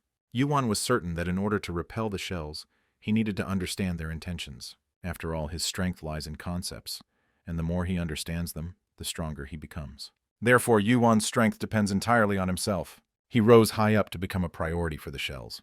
Thus he wanted to read them. Eslight was at a loss, as it looked like Yuan, having lost hope, was simply heading straight into a trap. Yuan was still thinking about what he should do. He realized that he didn't need to absorb all the concepts. It will be enough to simply continue to combine them as long as he succeeds, and then separate them into parts. This is enough to break all the shells and move on to the next room. And Yuan's plan was successful. He managed to save Eslight and eliminate all the flying projectiles. Looking at it from the outside, Rushel realized that she had made the right choice by trusting Yuan. Eslight was the one who was most worried about him, so the first thing he did was ask if his friend was okay. Yuan said that everything was fine and he was glad that Eslight was okay. Eslight was curious about what it was. He replied that he didn't know yet, but it looked like everything that was flying at them had come together into one whole. It felt like he had received something amazing. Eslight thought that perhaps Yuan had awakened a new ability that allowed him to directly interact with traps. Suddenly, several more traps reacted to them, from which projectiles flew straight at the boys. The guys were so taken aback that they didn't even have time to react properly. But at that moment, Rushel and Dokoyan appeared and easily repelled the shells. For Yuan, it looked impressive, but Eslight was more surprised by Dokoyan's appearance, because he thought that she was already stuck in one of the traps. They managed to get through the third room and move to the next one. A small conflict began between Dokoyan and Eslight again. She called it ridiculous, because he had let his guard down again and got into trouble. Eslight thought it was a very rude way to address someone who had almost died. Yuan just watched from the sidelines as he saw how well the two of them were getting along. However, when things get dangerous, they rush in to help everyone. Isn't that proof of complex teamwork? But Dokoyan replied that she was simply waiting for the moment, because one day, having acquired a debtor, she would ask for the debt when she needed it. Yuan hoped that this sense of camaraderie was not just an illusion, and in the meantime, they moved to the fourth room. At first glance, she didn't seem to pose any threat, and there were no traps nearby. But the peculiarity of this room was something else. It was filled with monsters. Yuan was confident that dealing with them would be a piece of cake for him. He used his usual artifact, transforming it into a firearm, but he couldn't even scratch the enemy. In this room were the tower spiders, unique monsters that can appear on any floor of the tower, regardless of the level. Eslight also added that they have random characteristics. They do not depend on the floor. It looks like this time, Yuan won't be able to handle everything alone. They'll have to work together. Yuan wasn't happy with this situation. It was hard for him to believe that such strong monsters had already appeared in the fourth room. But Dokoyan asked them not to interfere. She wants to show Yuan something, so he should watch more carefully. She used her gust of wind technique. concentrating a strong flow of energy. And she released energy like a beam, which was exactly what Yuan was looking for. Dokgoyon easily destroys enemies standing in the path of the energy beam. Yuan was surprised once again to see how strong Dokgoyon was. The spiders had no chance to dodge or resist such an attack, so most of them were knocked out. Dokgoyon suggested leaving it to Yuan to deal with them. She called herself the most merciful ruler they had ever seen. Although Yuan had heard similar words from her before, he still felt uneasy every time. But this is not so important. The more important goal now will be to destroy all enemies. Yuan used his sword and headed towards the spiders. After what Dokgoyon showed him, he had more confidence in himself. It seemed that now he would be able to defeat such a strong enemy, and the guys were extremely surprised when they saw this. The spiders' bodies were so hard that the young man could not even cut them with his sword. The monster also did not sleep and went on a counterattack. Jumping into the air, he rushed at Yuan. But this is just the perfect chance for Yuan to back off a bit, and then destroy the spider with the piercing blow that Dokgoyon taught him. The other guys were also glad that Yuan was able to cut down the monster, but still, it was pretty pointless if you couldn't cut them down right away. Yuan can't keep hitting and retreating when there are so many of them around. He'll just end up falling into their trap. However, he is not just a boy with a sword. His main specialty is concepts, and from the previous room, he got 20 destruction. Now is the time to test their compatibility with the sword, and it worked. His artifact sword evolved due to its excellent compatibility with the wielder. Now it is the executioner's long sword, with destructive characteristics. From now on, it won't be difficult for Yuan to cut down a couple of spiders at once. The time had come for the young man to try out his new sword and show his strength, and he succeeded. He easily cut through several spiders at once, which he had not even been able to scratch before. The guys were simply delighted with the young man and how quickly he became stronger. But this aroused even greater interest in Dokgoyon. Yuan was also surprised by his punch. He managed to land a clean punch, but it felt completely different, as if he had swung too hard. Looks like he still has a lot of practice to do with his new sword. There were too many spiders, so Eslight and Rushel rushed to help Yuan. Dokgoyon continued to think to the side about how Yuan had become so strong in that moment. She was surprised at how he managed to cut through enemies he couldn't even touch. It was the first time she had seen someone capable of such intuitive and compelling abilities. He hones his skills without relying on strength alone, and that was truly amazing. After all, usually when someone strengthens their weapon or finds a better one, they end up waving it around like a fool, but he completely lacked that flaw. Even if not now, one day he will understand the true essence of the thrust on his own. So Dokgoyon didn't see any point in interfering. However, wouldn't it be a waste if she left it like that? After overcoming the 3 tribulations, Dokgoyon was proud to be called the greatest genius in the martial arts world. And now she just stands there and looks at the man whose talent makes her past look pathetic. This state of affairs did not make Dokgoyon very happy, and it gave her some thoughts. That's why she wanted to make Yuan hers to fight by her side. Although Dokgoyon didn't say it out loud, Yuan seemed to have heard it all. This sent shivers down his spine. Yuan thought that the boss was about to show up. Yuan asked Dokgoyon why she was standing there and not doing anything. Didn't she want the soda he bought in town? Dokgoyon really wanted it, but she thought that Yuan really only had 1 can of soda. But that was a lie. Meanwhile, all the students received a message, something that happened very rarely. Not only they received it, but also all the remaining students of the academy who were in the tower. But the content of the message was frightening. It said that all participants needed to leave the tower immediately, from the Rector himself. Meanwhile, Rushel noticed a strange aura of movement. But Dokgoyon kept saying that she didn't want to fight because Yuan didn't give her the drink. But Rushel told them that the enemies were approaching, so they needed to prepare. Meanwhile, portals appeared and countless spiders crawled out of them. Eslight assumed that this was exactly what the professor had told them at that meeting. The student crystal also doesn't work, and the guys really are in a death trap. It looks like they are in a situation where even students could die. The monsters began to rush in a crowd straight towards the young students. There were so many of them that it seemed they could simply cover them. It was simply incredibly complex, and the most frightening thing about it all was that this was only the beginning. The professor said something about the possibility of a space pirate invasion when newbies were climbing the tower. The problem is that their anomalous invasion leads to the emergence of an unpredictable phenomenon, irregularity. And as a rule, in a normal playthrough, students do not die, but as soon as things become unusual, everything changes. The rules inside the tower are turned upside down. Safe zones become dangerous. The number of monsters also grows uncontrollably, as if someone is endlessly generating them. In addition to all this, the level of difficulty of the rooms also jumps unpredictably. And at the same time, many other problems begin to arise, such as traps. Therefore, the tower cannot guarantee your safety. You need to keep such things in mind. So if they realize that they are in the phenomenon of irregularity, they need to know that this is a really dangerous situation.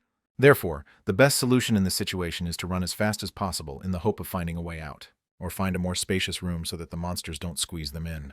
There were just an awful lot of spiders, so the guys decided to move to a more spacious place. Rushel was already beside herself with rage, in particular because of the peculiarity of her abilities. It seemed that there were not just a lot of spiders, but an infinite number of them. Dogoyon tried to deal with them using wind currents. Eslight continued to attack along with her, but there were too many monsters. At least Dogoyon and Eslight could resist them.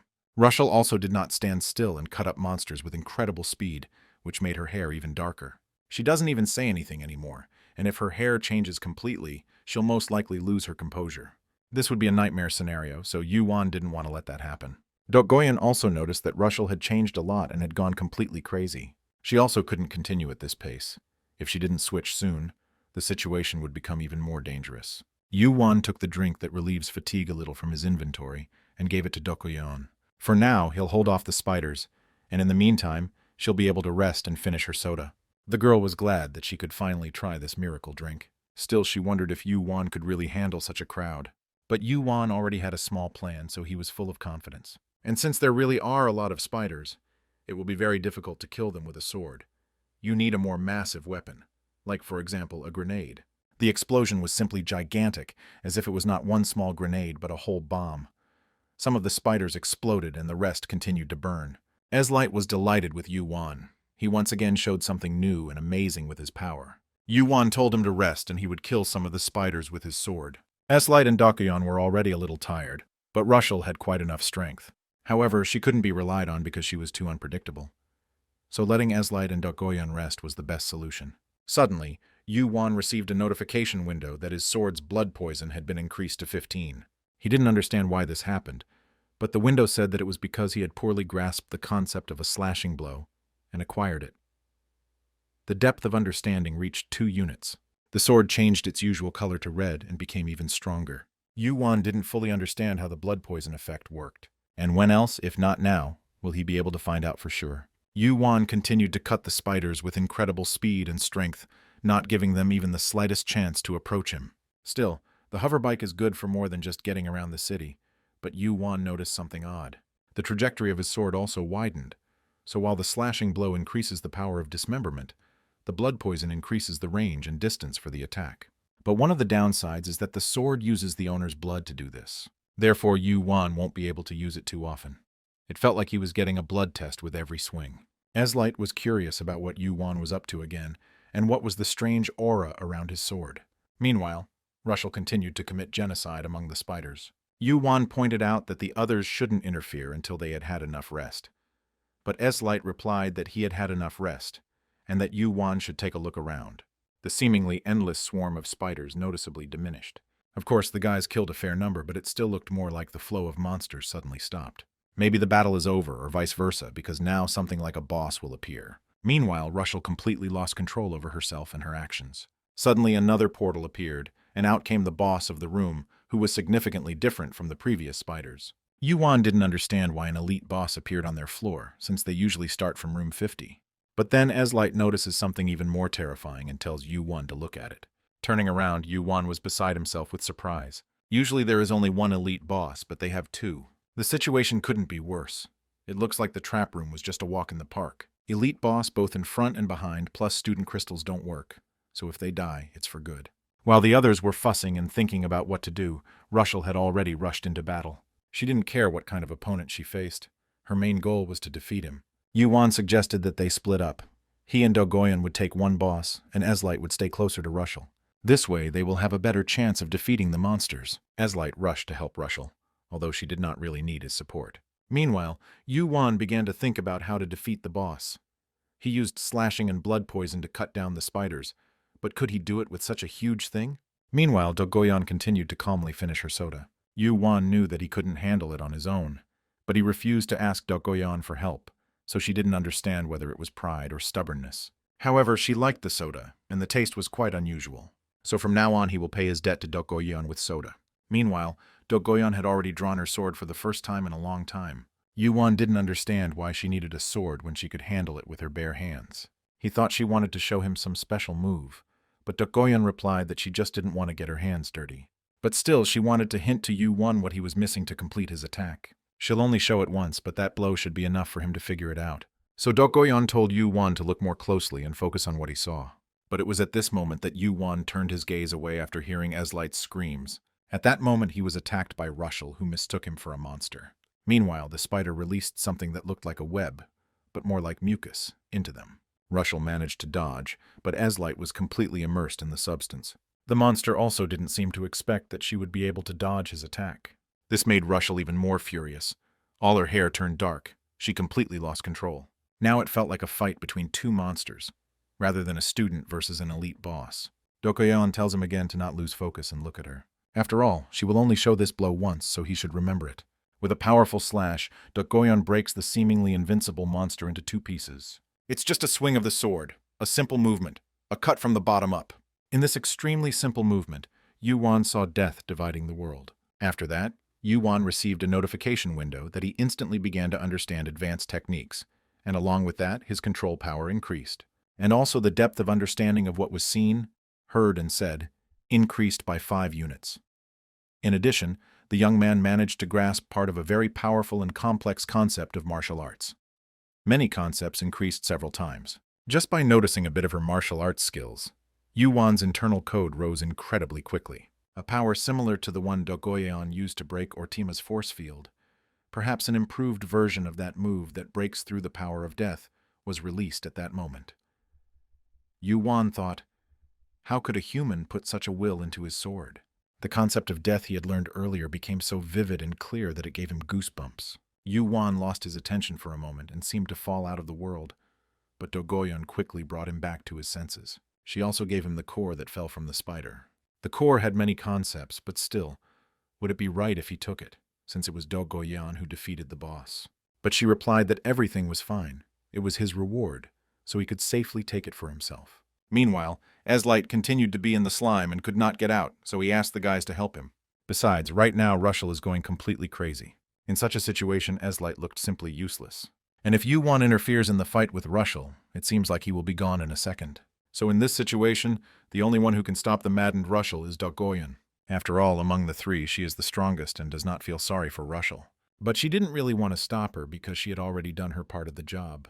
For some reason, Yuan thought that Dokgoyeon wouldn't like it if one of them died in such an unusual situation, and who knows what would happen next.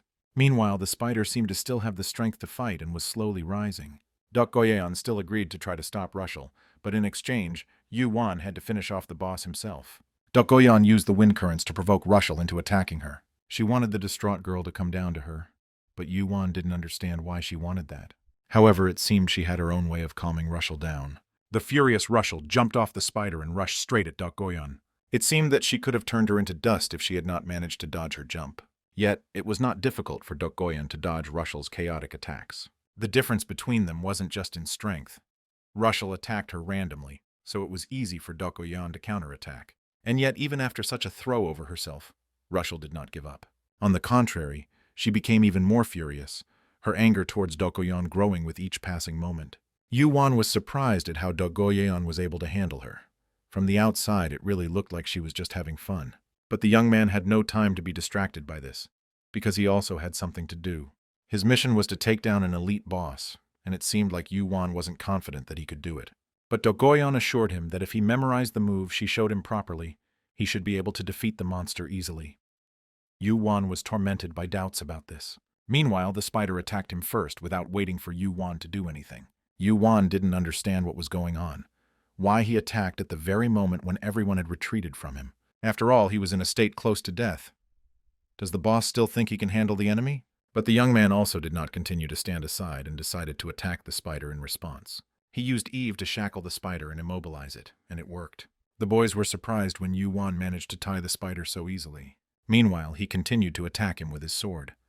Thanks to Eva, he immobilized the boss as much as possible. Next, Yuan planned to use a slashing strike with blood poison to strike the moment the spider reached its reach. But his plan didn't work out as he wanted. Yuan failed to cut through the spider. In order to kill the spider, Yuan had to cut off its head. Only then could he kill it. Yuan didn't understand why it didn't work. Was the slashing strike too short? However, there was one more thing. The blood poison was not activating properly. Considering this, it made sense to use the two abilities in succession, since Yuan had hardly done something like this before. However, at this moment, Yuan began to have trouble. The spider managed to break the chains that bound him. He attacked him at a moment when the young man did not even expect it. The boys began to worry about him. Will he really be able to defeat the monster? Yuan managed to survive by blocking the enemy's attack, but it was so hard and unexpected that for a second he thought he wouldn't be able to block the blow.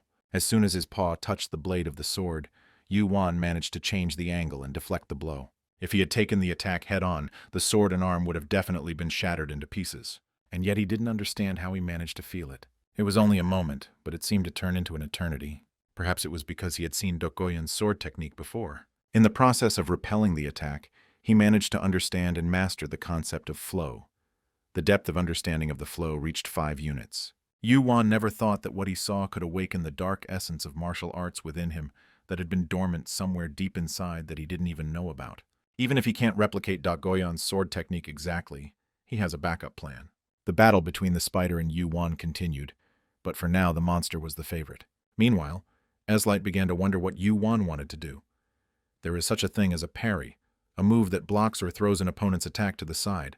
It can prevent an attack or a fatal injury, and if successful, it can even counterattack the enemy. However, this is just a tactical concept, not a reality. In fact, it is quite easy to die before you master this skill.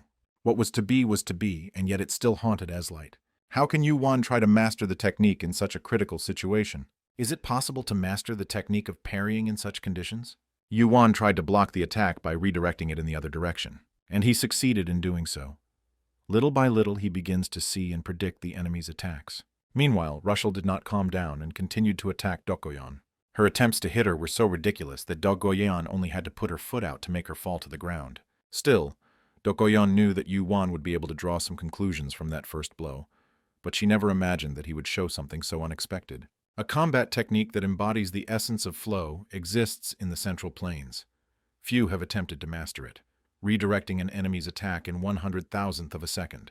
This technique requires incredible reaction speed, and it looks like Yuan is starting to get the hang of it. Mastering it involves too much risk and effort.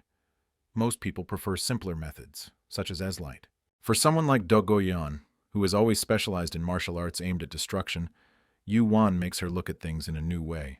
She had no idea that an insignificant and meaningless thing, considered an ordinary trick, would turn out to be unusually profound. But simply redirecting attacks won't end the battle.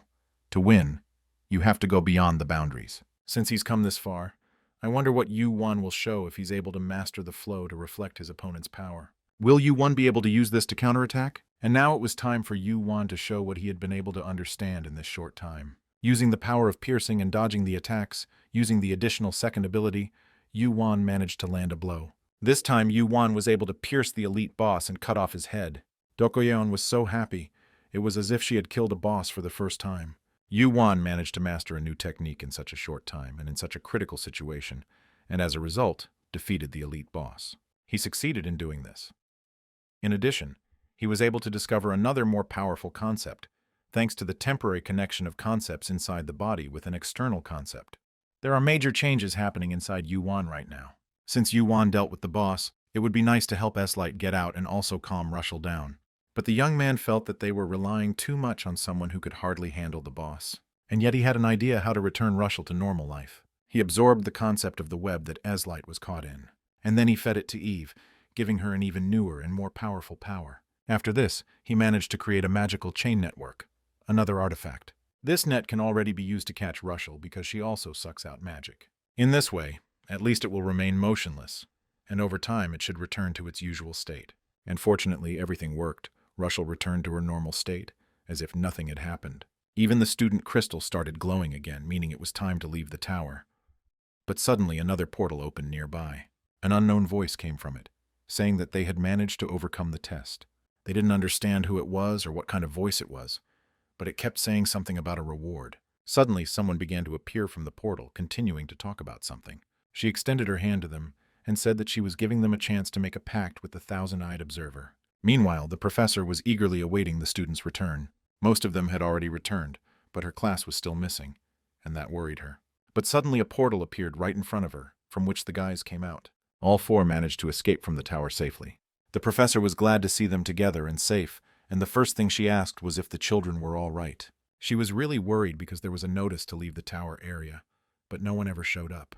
She also asked whether the guys managed to clean up and what happened inside, but no one wanted to talk about what happened in detail.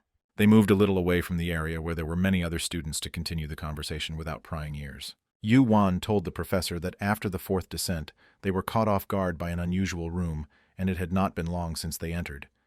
So he asked what happened on the other side when they entered the tower. The professor didn't really want to talk about it, but she still had to. The thing is that one of the students was killed by strangers inside the tower. The academy is currently trying to resolve the situation, but the students who were in the group with the victim are having a very hard time dealing with it. She reminded them of those same space pirates who target new students. And if they kill a student and take his student ID, he will never be able to be reborn, and will be stuck in the tower forever. Yuan asked Yumina what happened to the culprit, and whether they had managed to catch him. But she replied that they had lost track of him, and the students who were there at the time had no way of stopping him. Dogoyan noted that this looks like something planned and not just an accident. Even if someone is a student at the academy, there are plenty of villains who intend to climb the Tower of Babel. Dogoyan continued that for them, the newcomers entering the tower are a great opportunity. By passing the entrance exam to the Great Academy, by killing an incoming first-year student, you undermine the reputation of the academy, but you get the position of the Tower Conqueror, and even the coveted student card, so the position of the academy is clear. By saying that the attack of these intruders is a test that must be overcome, she completely absolves herself of responsibility. The professor was upset to hear such conclusions from Dogoyan. But Dogoyan continued that it seemed like the United Academy was just such a place.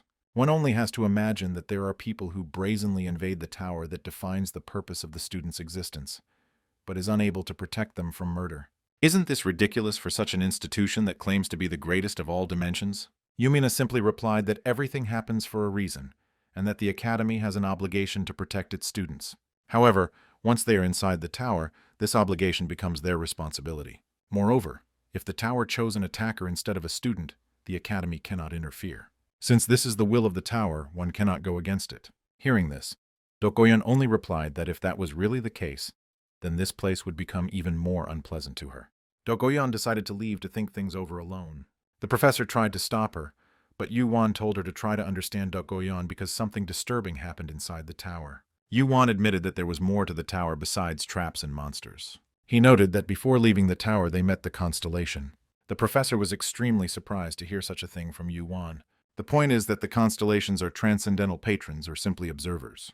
They monitor countless dimensions, and when they find someone they wish to favor, they make a contract with that person. These are transcendental beings that influence the dimension. Constellations provide powerful magic, special abilities, artifacts, and more to make others follow them.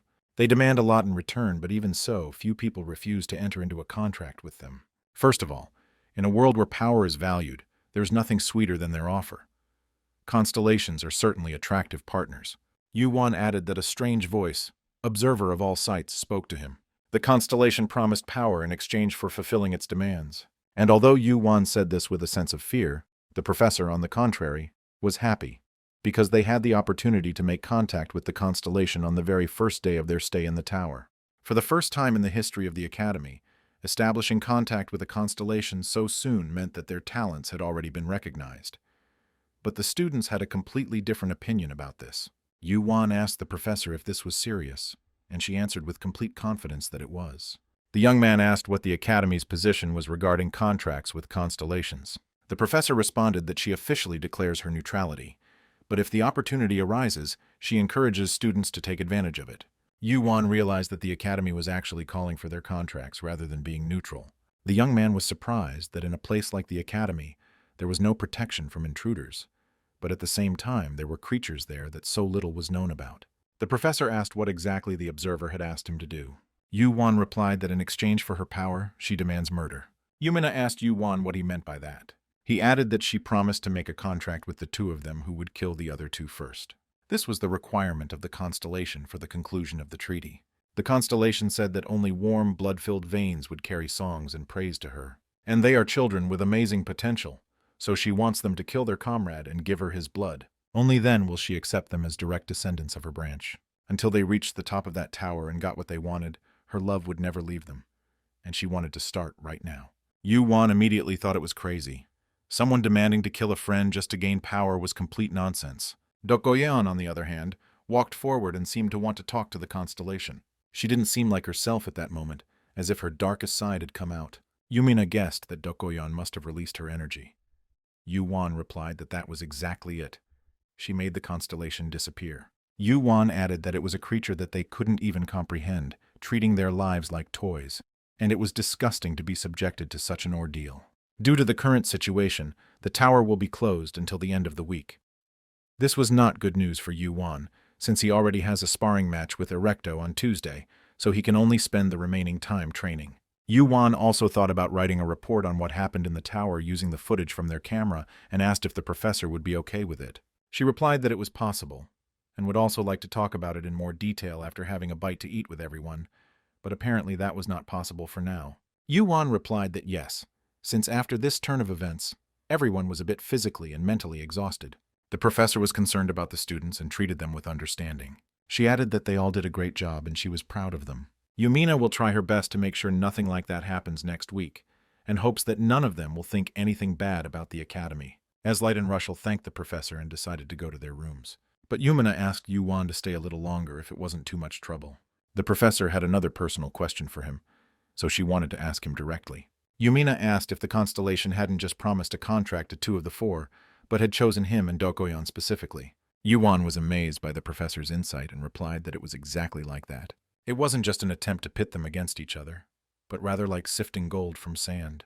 The constellation said that Yuan and Yuan would definitely reach the top, but only if they get rid of Eslight and Rushel. She called them her beloved children and ordered them to kill her friends. Then she promised that they would be ahead of everyone, and only those with the brightest potential would remain. To kill and to seize is what real life is like according to the constellation. Upon returning to the room, Yuan saw a dejected Eslight sitting with his knees folded. He tried to lighten the mood by asking him what he thought about the abilities of the other guys in the tower. But Eslight thought that Yuan was teasing him for sitting in an unmanly manner. Yuan replied that it wasn't like that. He hadn't even thought about it. Eslight apologized to him, saying that he needed to let off some steam and that he didn't mind if Yuan scolded him for it. Yuan replied that he didn't intend to, but Eslight considered it another mockery and said that he wasn't even worth insulting. Yuan didn't understand why Eslight was acting like this and where all his pride had gone. And suddenly Eslight told Yuan that he kind of hated him. The young man wanted to answer that he also hated him, but he thought about the consequences this would entail. Therefore, I decided to restrain myself so as not to start another conflict. The atmosphere in the room was tense. After the trip to the tower, the relationship between the guys worsened. Yuan asked Eslight to tell him what was bothering him. Even if it was just a complaint, he would listen to everything. Eslight said that in the world he came from, he was one of the greatest talents. And this was not an exaggeration or wishful thinking. His family, his servants, absolutely everyone recognized and praised his talent. He was their hope for salvation. They also entrusted him with the sacred sword. And it was not just flattery, to receive the power of the Tower of Babel and become the last guardian to save them. Thanks to everyone believing in him, he was able to make a contract with the sacred sword, and came to the academy with a burden of expectations from everyone. But what in the end? No matter what Eslight did, he became a burden to everyone. He was not considered a warrior and was treated as some kind of weakling. Yuan told Eslight that she shouldn't take the constellation's words seriously, because she was talking complete nonsense back then. But Eslight had a different opinion, because it was Yuan and Yuan that the constellation chose as potential talents, and he and Rushel as worthless. Eslight repeated the professor's words that the constellations were transcendental beings, much stronger and smarter than people, and he didn't understand how Yuan and Yuan could so easily refuse to sign a contract with them. His words shocked Yuan, because he definitely didn't expect to hear something like that from Eslight. He replied that such a proposal obviously made no sense to him.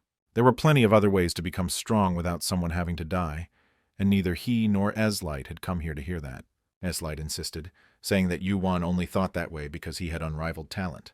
And perhaps if something had to be sacrificed to be chosen by the constellation, Eslight would hardly be able to refuse as decisively as Yuan and Yuan. He might not have been able to make the same choice, but he would most likely have accepted her proposal.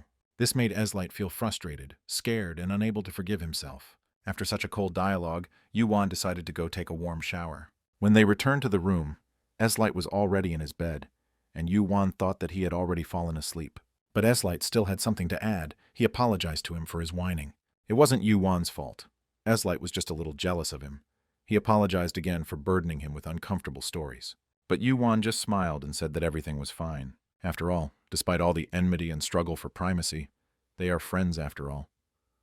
His words touched Eslight, and he felt even more ashamed of what he had said earlier. Yuan also added that he was always willing to listen to his stories.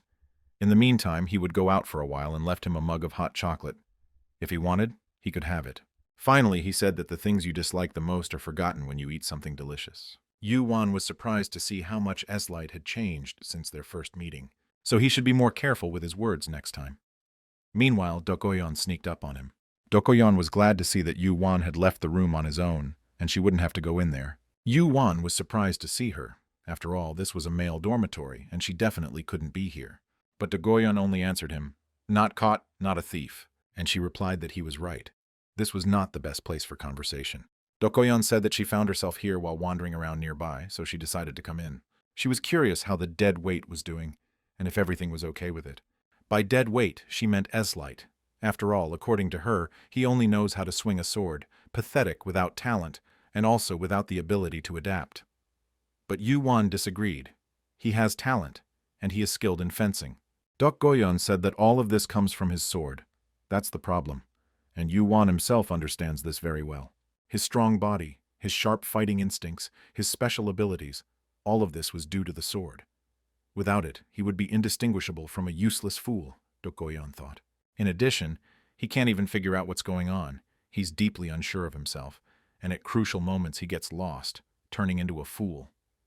Yuan realized that listing Eslight's shortcomings could drag on, so he asked her to stop.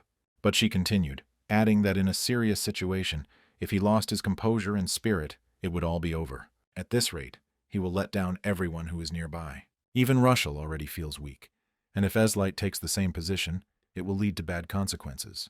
Yuan didn't understand what Dokoyan wanted in the end. To insult Eslight, or was he still worried about him? So he asked her what about her, how she felt after what happened. She's also been acting strange since she met the constellation and has been irritable around the professor. There's definitely nothing wrong with her. Dokoyan was a little embarrassed that Yuan was worried about her. She even thought that he found out about it with his demon eyes ability. But Yuan replied that he didn't need to use anything to understand. It was all written on her face. He just asked if she was okay, since he was also her friend. But Dokoyan took it as a simple consolation. She thanked him for his concern and replied that it was nothing serious. She was just a little irritated. Yuan asked why. Was it because of the word constellation? She admitted that this was exactly it. Perhaps she was thinking the same thing as the constellation. Yuan, of course, understood that Dokoyan was different from others, but hearing this from her directly, he was surprised. At that moment, Dokoyan was actually thinking about getting rid of Eslight and Russell. Yuan didn't understand what kind of nonsense she was talking about, but Dokoyan continued. Perhaps that was why she was even more disappointed. If she had been more decisive and guided only by the idea of leaving the most capable ones nearby, completely immersed in herself, she would kill them. And even if not with her own hands, she would create the right conditions for this. At the same moment, she was angry at herself for the fact that she could agree to such a thing. For Yuan, each conversation was more difficult than the other. He seemed to have a better understanding of the thoughts that guided his friends.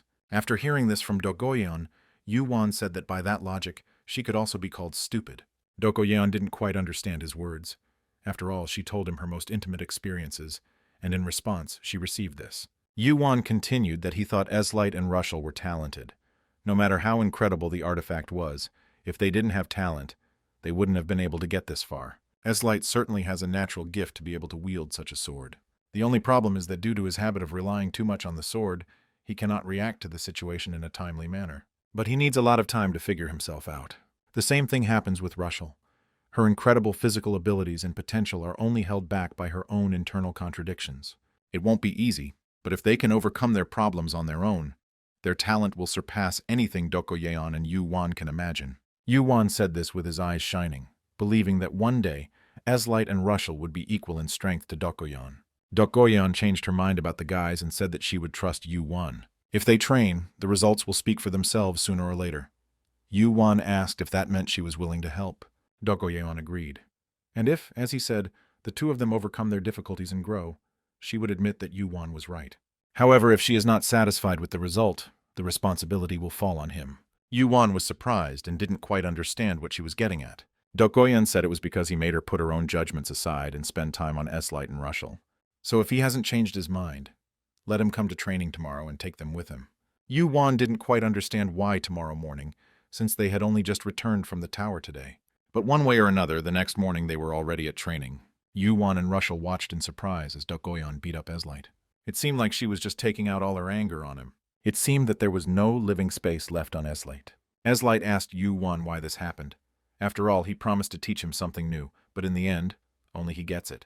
Dokgoyan didn't give Eslight even a minute to rest and told him to get up to continue training. She said that they were training their body now, and that's how they trained. After all, Eslight wasn't the type to change just by seeing something once, like Yuan.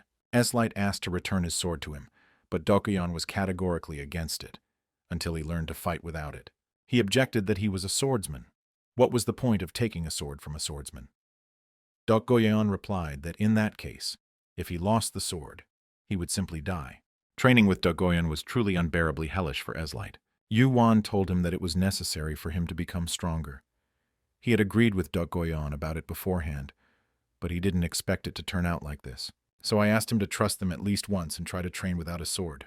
Eslight, of course, didn't want this, but he still agreed because he trusted Yuan, and if he had a plan, then it really meant something. So he trusted him and tried to fight without his sword. Yuan's words motivated Eslight, but it didn't last long. This was immediately followed by an unexpected blow from Dokgoyan and words about how he was too open. Dokgoyan continued to strike, and Eslight didn't even try to defend himself at this time. She told him that he must rely not only on his eyes to see her attacks, but also to feel them with all his senses. Eslight replied that he already understood that. Dokgoyan noted that if he understood, then he should fix it right now, or his fighting instincts really were that dull without a sword. It was true, right now, Eslight's stats were being artificially reduced in real time. Normally, it was a monster that could easily deal with Ereto, but for some reason, when he's without his sword, his abilities seem to leak away. If these changes are indeed due to the sword, then Eslight's condition is worse than one might imagine. Dokgoyan continued to hit and tell Eslight that he was worthless and getting weaker. He continued to deny it. She continued, "If you really think so, then prove it by looking me in the eyes, and not at the sword you can't even hold." And suddenly something strange started to happen to Eslight. He finally managed to break Dokgoyan's pace and attack her, albeit unsuccessfully. Yuan and Rushel, who were watching their sparring, were also surprised by Eslight's changes. His appearance changed to a woman's. Was this really what was hiding inside him all this time? A moment after that, something strange happened to his body again. It was as if everything inside him was burning and he looked like a time bomb. Yuan ran to help him, worried about his comrade. But Dokgoyan stopped him, saying that Eslight was okay, answering that what happened to him was not so easy to solve. Dokgoyan wanted to make sure that Eslight knew what the problem really was. He replied that it was. He and Yuan were right. He can't do this anymore either, so he's ready to spar again. Before that, Dokgoyan wanted to apologize to him for being wrong about him. Eslight replied that it was not necessary, but Dokgoyan continued, "I thought you were an ignorant fool, but if you think about it, you are a fool who carries a bomb on himself." Eslight already thought that she would praise him, but everything turned out the opposite. At this point, Rushel suggested that Yuan have a sparring match to keep up with them. But Yuan was deep in thought at that moment and didn't notice Rushel. With his eyes, he saw something strange. Eslight had both a holy and a demonic spirit. How could such contradictory concepts exist in one body? It looked like the reason for that outburst. But did Eslight understand it? He wanted to talk to him about it later in the dorm. Yuan apologized to Rushel for ignoring her. He was simply lost in his thoughts. The girl replied that everything was fine and suggested that they spar.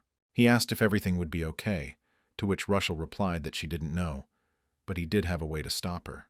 But even if that was the case, Yuan was still afraid of it. Rushel noted that she also wants to learn to control her power and wants to be useful. Yuan still agreed, but noticed that Rushel seemed strangely motivated today. Was she really that shocked by yesterday? Still, sparring is sparring, and they will fight with wooden swords. Yuan said that it was to set their own pace, and there was no need to be as noisy as Eslight and Dokgoyan. So they will gradually increase the intensity. You can start. But suddenly Yuan wondered, was this the life he dreamed of at university? The period of his youth as he imagined it was not a chaotic brawl full of aimless blows and gnashing of teeth. On the contrary, he thought that the young man and woman would encourage each other, honing their skills together. Yuan thought he had hit the jackpot. Could it be that thanks to Rushel, his dreams would come true? While he was lost in his thoughts, Rushel thought that he was already ready for her to start attacking. And 5 minutes later, Rushel was already bound by Eva's magical chains. It looks like she still has a long way to go before she learns to control her power. Russell asked if everything was okay and how many times she lost her temper. Yuan replied that he lost count after the 10th time, but everything was okay. She apologized for this because now Yuan looks beaten up solely because of her. But he replied that everything was fine because he himself promised that he would help. So he was prepared for it, so there's no need to be too upset about it. But their sweet conversation was interrupted by Yuan, who didn't really understand why they were flirting instead of training. Yuan denied it, saying that he almost died, but in Yuan's eyes, it looked different. She thought that perhaps Russell had some ulterior motives. Yuan told Russell that training with her mind in the clouds was rude to her opponent. Therefore, such thoughts should be left aside during sparring. Yuan noted that Russell, who was so motivated, was embarrassed again. Yuan was too strict with her. But no, considering what happened. Isn't it amazing that Russell even had any motivation?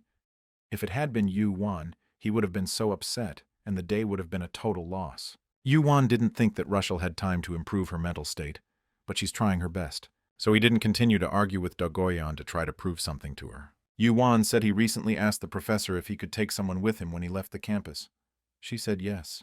Yuan was sure that Yuan would take her with him.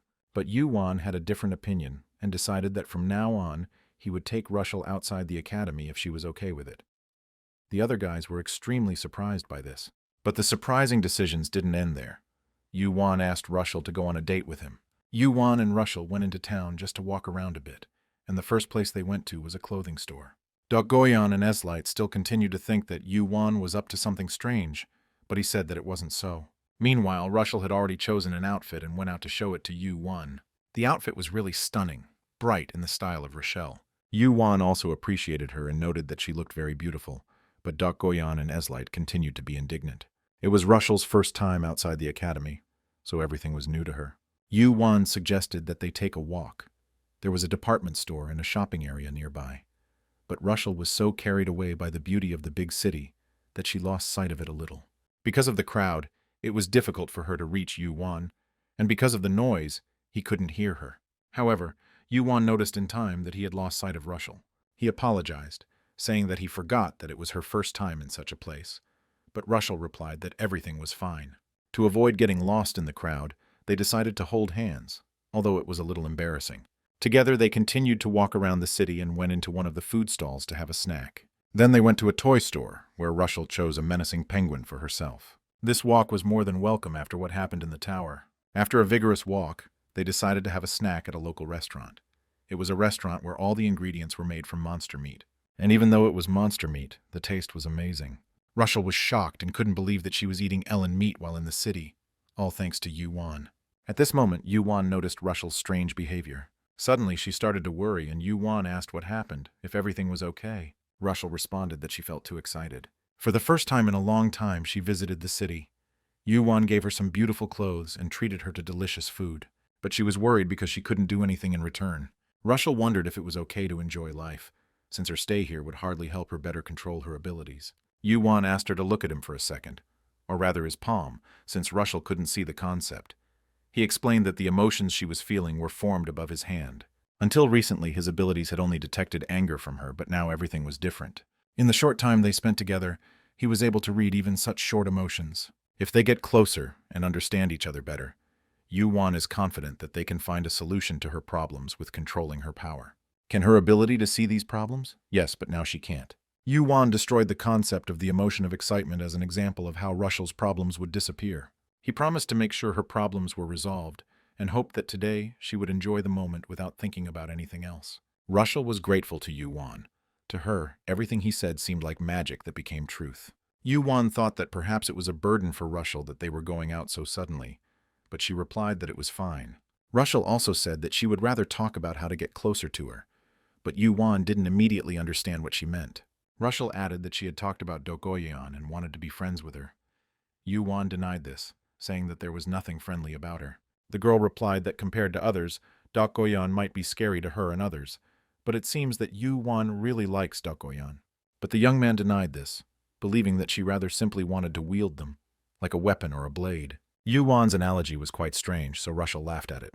Nevertheless, the girl felt much better after hearing this. She thought that Yuan was an all-knowing wizard or something, but it seems that's not the case. This made her feel like she could try harder, but Yuan didn't quite understand what she was talking about. Still, since Yuan bought her a lot of clothes and gifts, It was now her turn to choose clothes for him. Yuan simply couldn't refuse Russell, so he accepted her offer. He also told her not to think about the price, but rather to just enjoy it. Russell replied that dating such a capable man was a luxury, but Yuan didn't quite understand what she meant. Meanwhile, things weren't very fun at the professor's meeting. The professor had an artifact camera with him. He tried to convince her that everything was fine and she needed to wait a little. At this time, in the teacher's office, they were watching the video recorded by Yuan from their trip to the tower. They were outraged that such a video was posted on the intranet, thereby thoughtlessly spreading information about the tower. And no matter how Professor Yumina looks at it, Yuan's independence has gone too far, and this is a clear encroachment on the authority of the academy. So one of the professors, Alex Canton, asked if Yumina was going to take responsibility for allowing the boy to do whatever he wanted. Yumina didn't expect things to turn out like this and was a little depressed. When she first saw the video, she thought that Yuan had gone too far by filming inside the tower. When he said he was going to climb the tower and film it, she didn't pay attention because she thought it wouldn't work anyway. It was clear that artifacts or third-party devices could not function inside the tower, as magic would destroy them. That was obvious. However, he destroyed this obviousness and demonstrated the result. Perhaps Yuan didn't even know about it. It wasn't that he brought the recording from the tower, but that he created a device that could work inside it, and that was amazing. But the laughs didn't end there. As Yuan said, he plans to post the video on his and his friend's channel. Yuan thought it was a great way to get attention, since the rebellion group was a way to gain favor with other students. Yumina then asked him again if he was confident in his actions, since the information about the tower, which he had obtained with such difficulty, would be spread carelessly, and if he thought that he would regret it in the future. But Yuan replied that other students were also suffering. Moreover, other than this artifact, there was no other way to make a recording, and it was like he was monopolizing the information. Some things, like the constellations, should be edited before publishing. The more information they share, the better it will be for everyone. At the time, she thought it was amazing because Yumina had already talked about the unfairness of the reality at the academy, but she never thought that Yuan would resolve it in such a way. So she just asked him to be careful and remember that there could be consequences for this. To this, Yuan responded that, as she had already said, it was unclear what changes, big or small, this would bring. So they need to strengthen their position quickly, because wouldn't the professors be more at ease knowing that they are okay? Yumina couldn't imagine that one of Yuan's intentions would be so unusual and wonderful. The professor also told him that if he wanted to be safe, he should avoid accidents. And it seems that what he created will lead to the emergence of something grandiose, capable of bridging the gap between dimensions. Perhaps this is why the professor feels he wants to trust and help the young man.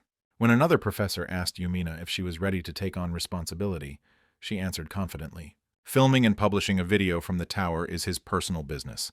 What the problem is, and who, in the opinion of the teachers, is to blame, she understands. Therefore, Professor Canton's question remains unclear to Yumina. To her words, he replied that even her lies were beautiful. And was it really only he who thought that Yuan was being treated specially? But another professor named Thalia Liliana Campanella intervened in the conversation. She was a professor in the artifact creation department and asked Yumina not to frame her, but to just answer honestly who Yuan really was. Yumina replied that he was just a student, but she was interrupted by the professor of combat aura, Ryu Chulmyung. He pointed out that since he was just a student, this was unacceptable, and there was a limit to everything. Yumina knew that the information about the tower was the most important. He added that such behavior was a violation of the Academy's rules, but Yumina replied that he was saying strange things. After all, the reason no one had filmed in the tower until now was because no one had the ability to do so. So it was better to think about how they could use the student. Professor Canton asked her what this ability was, and what the principle of its operation was, and whether she could explain it so that everyone present would understand. Professor Talia did not remain silent either.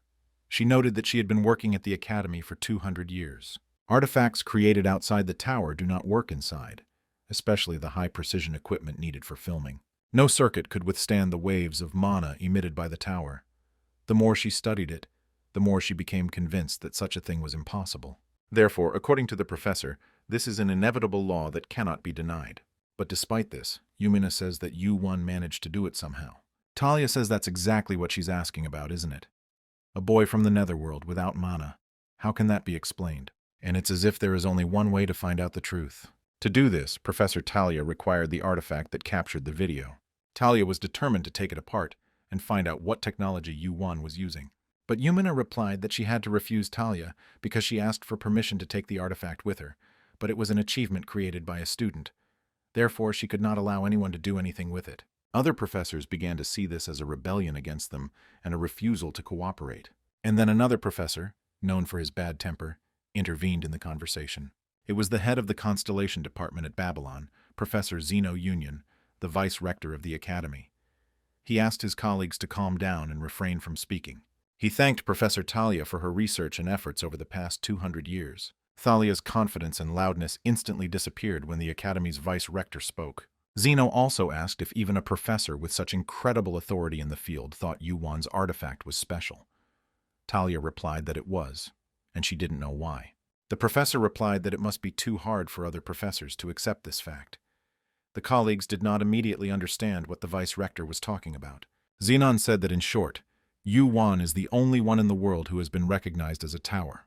The professors reacted violently to Zeno's statement, calling it a frivolous statement.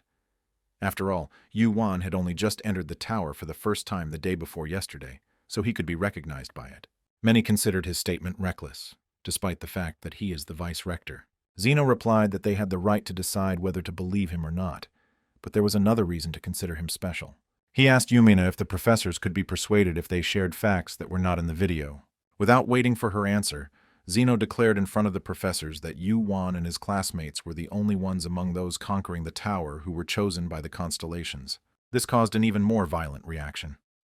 How could a guy who had just entered the tower for the first time yesterday be chosen as a constellation?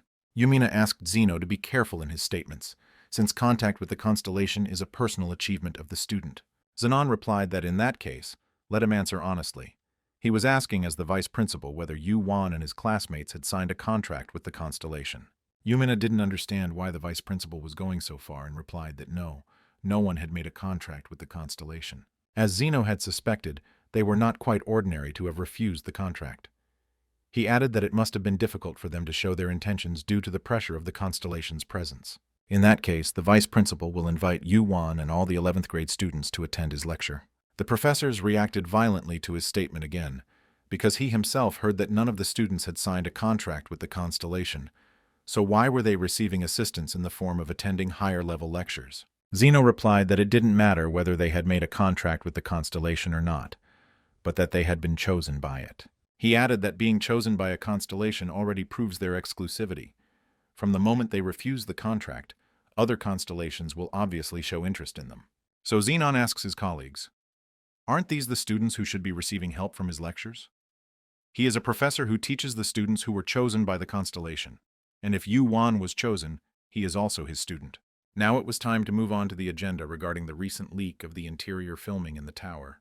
For their part, they couldn't force anything on Yuan, and as far as his abilities are concerned, personal requests and questions will be allowed.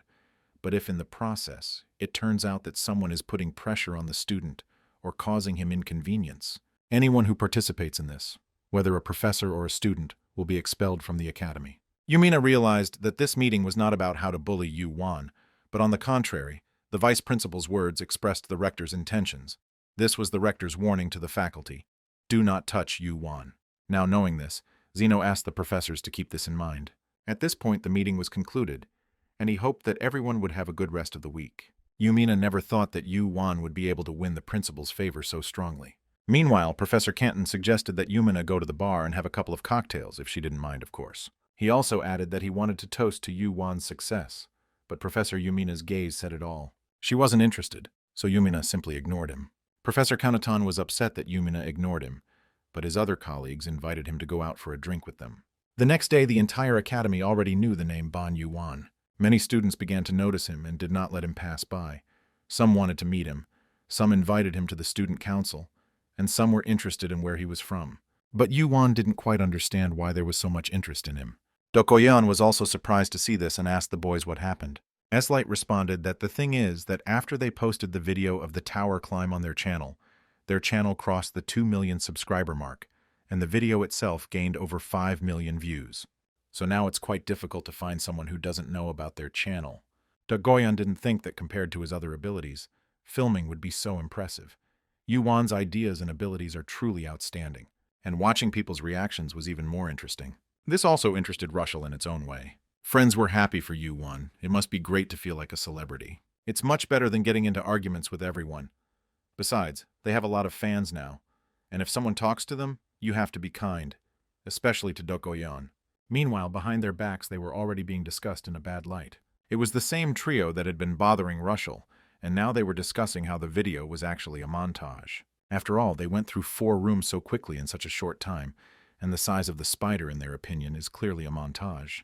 They also continued to say that tomorrow their blatant lies would be exposed. The thing is that tomorrow is the sparring match between Yuan and Ereto. Yuan was sure that those who doubted the video, or still disliked him, were looking forward to tomorrow when Ereto would destroy him. But his friends believed in him, and said that he could win. Dokoyan noted that in that case, Yuan would simply be able to live up to those expectations as best she could and support them. The day of sparring arrived. Yuan, although a little nervous, was more or less confident of his victory thanks to the support of his friends. The duel will be broadcast live on the official school channel, and the teacher asked if the students were okay with it. Without a doubt, yes. The professor added that if they agreed, they just needed to sign the document. Yuan didn't quite understand why such precautions were necessary. The document stated that if one of the participants was unable to continue or gave up, the duel would be considered over. Hitting vital points is forbidden, but injuries are inflicted at one's own risk, as if they are telling them to hit until they become crippled. Ereto called him a negotiator and asked if he was afraid of him. Yuan was surprised when he called him that. Did he really subscribe to their channel?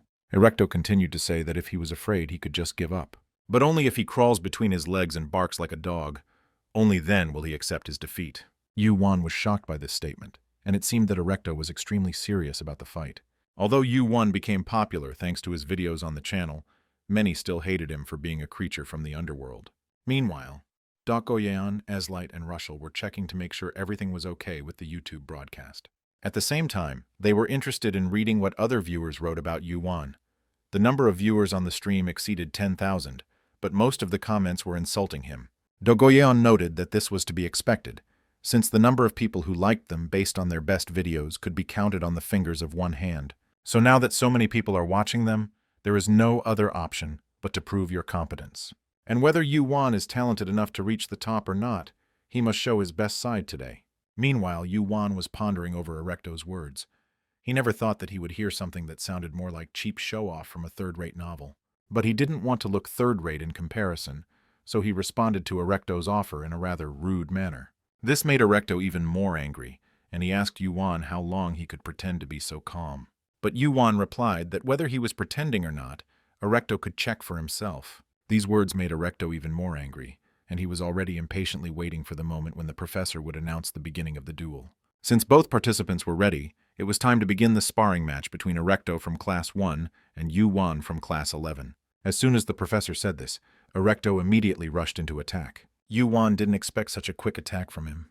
But thanks to the training and experience gained in the tower, he dodged his blow without much difficulty. And then he deftly counterattacked. No matter how you look at it, Ereto's dimensions were off the charts, and this greatly affected his speed. Yuan was able to punch Ereto right in the face when he didn't expect it. The blow was so powerful that he fell to the ground. For Yuan, fighting face-to-face with such a boulder was most effective using the method he had recently learned. Just the day before the sparring, after a date with Russell, the whole group went to training. Dokoyan wanted to teach him a new technique, but before she began, she noted that the technique allowed for quite a bit of trial and error. The thing is that it is good for an inexperienced user, because when meeting a new opponent, you need to be able to use his own attacks against him, and only then can you say that he has mastered the theory. Therefore, Yuan had to constantly train to apply this method in any situation. Dokoyan was going to attack him with a club, constantly changing the speed and strength of her blows. If he could withstand such an onslaught at least once, it would already be a good result. Although Yuan himself did not share her opinion at the time. Either way, the technique actually worked. If he did it right, Ereto wouldn't even be able to reach him. Ereto didn't even understand what happened and how Yuan managed to attack him. But it wasn't just a punch to the face. There was something special about it. Before striking, Yuan imbued the sword with wave energy, and it seemed that Ereto's stone body was excellent at conducting such energy. Ereto was amazed at how strong Yuan actually was, but he didn't want to admit it and continued to blabber on about how this young man dared to damage his body. To this, Yuan only replied that he should stop talking and start fighting, and if he had already had enough of one blow, then he might as well finish it. These words made Ereto lose his temper, and in anger he tried to hit Yuan, but he dodged again. Ereto's emotions got the better of him. He was no longer in control of himself from anger and hated the look with which, in his opinion, some upstart from the underworld was looking down on him. Then he used his technique, which greatly increased the force of his hand strike. He hit the ground with all his might, trying to hit the young man.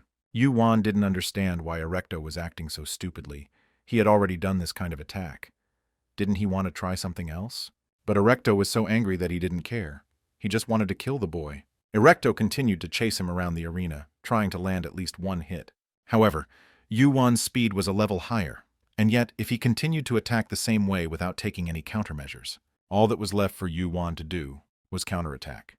In other words, he had no choice but to counter Ereto in the same manner. His blow was much more powerful and painful than the previous one. It seemed that he injured his opponent's hand. Zeno also watched this fight, but the match seemed pointless to him. Meanwhile, the opinions of the commentators changed dramatically. No one could believe that Ereto was so easily inferior in strength to Yuan. Compared to how Yuan was when he first entered, he has become much stronger now. The ardent haters couldn't believe their eyes. Was Ereto really that weak? They even began to think that the video on the Vostani channel was actually real, and not just a good edit. The professor was also perplexed. Just a week ago, the boy was no match for him. And now he looked like a real warrior. How did the young man manage to achieve this in a few days? At that moment, he received an urgent message directly from the professor's meeting. Yuan didn't know what to do. Attacking someone who couldn't even move due to injuries would look pathetic. If Ereto wants to continue the fight, he needs to get up, or he will lose. But the professor announced the end of the sparring by the decision of the observers, without a winner, since Ereto was deemed incapable of continuing the fight. This caused a strong reaction from everyone. The professor added that in order to protect both participants, the sparring was ended. Yuan didn't want to accept this outcome. He was sure that if he was the one being beaten, the professor would continue the fight until he died. So the young man wanted to clarify something, but the professor only replied that objections were not accepted. He also demanded that Yuan leave the circle, which he did not agree with. However, the young man still retreated, but it seemed strange to him that the fight ended in such a way, without allowing the winner to be determined. Even though the situation was unpleasant, Yuan didn't look like a loser, which means it can be considered that the victory was his. But suddenly Yuan heard the professor's screams as he tried to stop Ereto. Despite the fight being over and being deemed unable to continue, Ereto still rose to continue the fight. He felt it was unacceptable to kneel before someone like Yuan and didn't want to end it all with his own shame. A huge boulder rushed towards Yuan, completely ignoring the professor's words. He realized that it would be impossible to stop Ereto and asked Yuan to dodge. But Yuan had a different opinion. Why dodge if you can give a worthy rebuff? Moreover, Ereto seriously intends to kill him, so why can't he respond in kind? He heard the professor's order to stop, but he probably thought that since Yuan was from the lower dimension, he could be ignored. And the teachers who themselves encouraged the fight and then stopped it on a whim, Yuan wanted to answer everyone at once. The Academy's methods were beginning to seriously irritate him. With a powerful blow, Yuan cut off Ereto's right arm.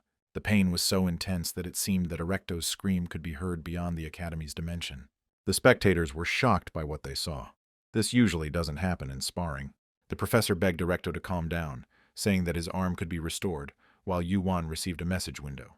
He was faced with a choice: take the concepts from the severed hand or stop. Yuan did not expect that this was even possible. Meanwhile, the professor was hastily trying to send Ereto to the medical center and ordered him not to move. After that, he began to scold Yuan for not dodging even though he was clearly told to. Yuan apologized, explaining that everything happened too suddenly and he couldn't react differently. The professor became furious, not considering such words as repentance. At this point, the vice-rector of the academy intervened in the conversation. Zeno asked Professor Farrell to calm down and let him sort out the situation himself. He introduced himself to Yuan as the vice-principal of the academy and said that they saw everything. From now on, he would start asking questions, so Yuan had to answer honestly. He couldn't refuse. Zeno asked about Ereto's reckless attack. After all, the young man would not claim that he could not dodge. With his abilities, he could easily avoid the blow. The vice-rector added that due to the difference in strength, he and the professors decided to end the fight. Now they wanted to hear from Yuan an explanation for what he had done. The professor wondered why he didn't dodge the attack. Yuan remembered that he had recently gained the ability to use the power of words, but he had never really thought about what it meant. But despite this, The question coming from the screen made him feel uneasy. Even from here, Yuan felt a monstrous pressure and couldn't imagine who the vice principal really was. Yet he dared to reply that he had not dodged Ereto's attack, and instead counterattacked on a whim. He simply believed that a student who ignored the authority of a professor and acted as he pleased should suffer the consequences. The vice-rector asked again whether he had misheard what Yuan had said about the authority of professors. The young man added that, in addition, in an official sparring match, where the rules must be strictly observed, he wanted to make sure that no one else would break them. Zeno asked why he thought so. Yuan replied that many students and spectators from other dimensions were watching the sparring. Despite this, Ereto ignored the announcement of the end of the fight and attempted to kill him. He noted that if he had reacted passively, it would have shown that rules could be relaxed when dealing with a student from the lower world. Since there was little time to think, he considers his actions justified, and he acted exclusively in accordance with the principles of the academy. Zeno noted how resourceful Yuan was responding, knowing full well that many people were currently watching their conversation. He had transferred the problem between the two people to the entire academy, and the situation could no longer be ignored. However, there was one more thing. Zenon admitted that Yuan's words were true. Students who disregard the rules of sparring deserve appropriate punishment. But still, punishing students for their misdeeds is the job of the academy and the teachers, and not the business of people like him. It turns out that Yuan lost in this verbal battle, but he was not going to back down. Professor Farrell believed that it didn't matter what nonsense Yuan talked, because his opponent was the vice-chancellor himself. Yuan agreed that if his actions had encroached on the professor's authority, then he offered his deepest apologies. The young man added that in any case he was ready to be punished for what he had done. But the vice-rector simply replied that everything was fine and that he was not going to discuss the punishment. This surprised both Yuan and Professor Farrell. Zeno added that he was simply curious about what the young man was thinking when he did this. And with this, he showed that Yuan had the determination and eloquence to gain the favor of the constellation. In the end, he stated that the fault lay with Ereto, who ignored the end of the match and attacked. That is why Zeno and other professors consider the student's self-defense to be justified. Professor Farrell tried to object to the vice-chancellor, but he ordered him to stop his disgraceful behavior. After all, if he had stopped the raging Ereto in time, nothing would have happened. Therefore, he will also have to bear responsibility. Finally, the vice-rector added that sewing Ereto's arm back on was not such a difficult task, so the sparring could end there. Among the students, of course, there were those who did not want to accept such an outcome. On the contrary, Yuan's friends were glad that everything ended peacefully. The vice principal asked the students to return to their seats and focus on their studies. He also noted that Yuan had done well and could also be free. In the end, Zenon said that they would meet again. This made Yuan wary, because he did not understand what exactly he meant. Returning to his friends, he thanked them for their support. They discussed sparring together, and Eslight noted that the boss fights in the tower had clearly done Yuan some good.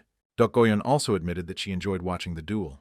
Yuan became stronger. She was interested in how his new power felt and how useful it was. Yuan joked that it was all thanks to secret training with her, but Dokgoyeon meant something else. The girl spoke of Ereto's hand, which he cut off and absorbed. Yuan tensed up a little when she brought it up, but he honestly admitted that yes. At the moment when he cut off his hand, he did not think about the consequences. And I didn't even imagine that I would be able to obtain new concepts in this way. Just in case, he took a little bit and opened two concepts, giant and volcano, which people cannot possess. And it really worked, because before he couldn't control the concepts of living beings at will. And now it looks like it will be able to absorb specific parts, cutting them off. In this way, he managed to absorb Ereto's right arm.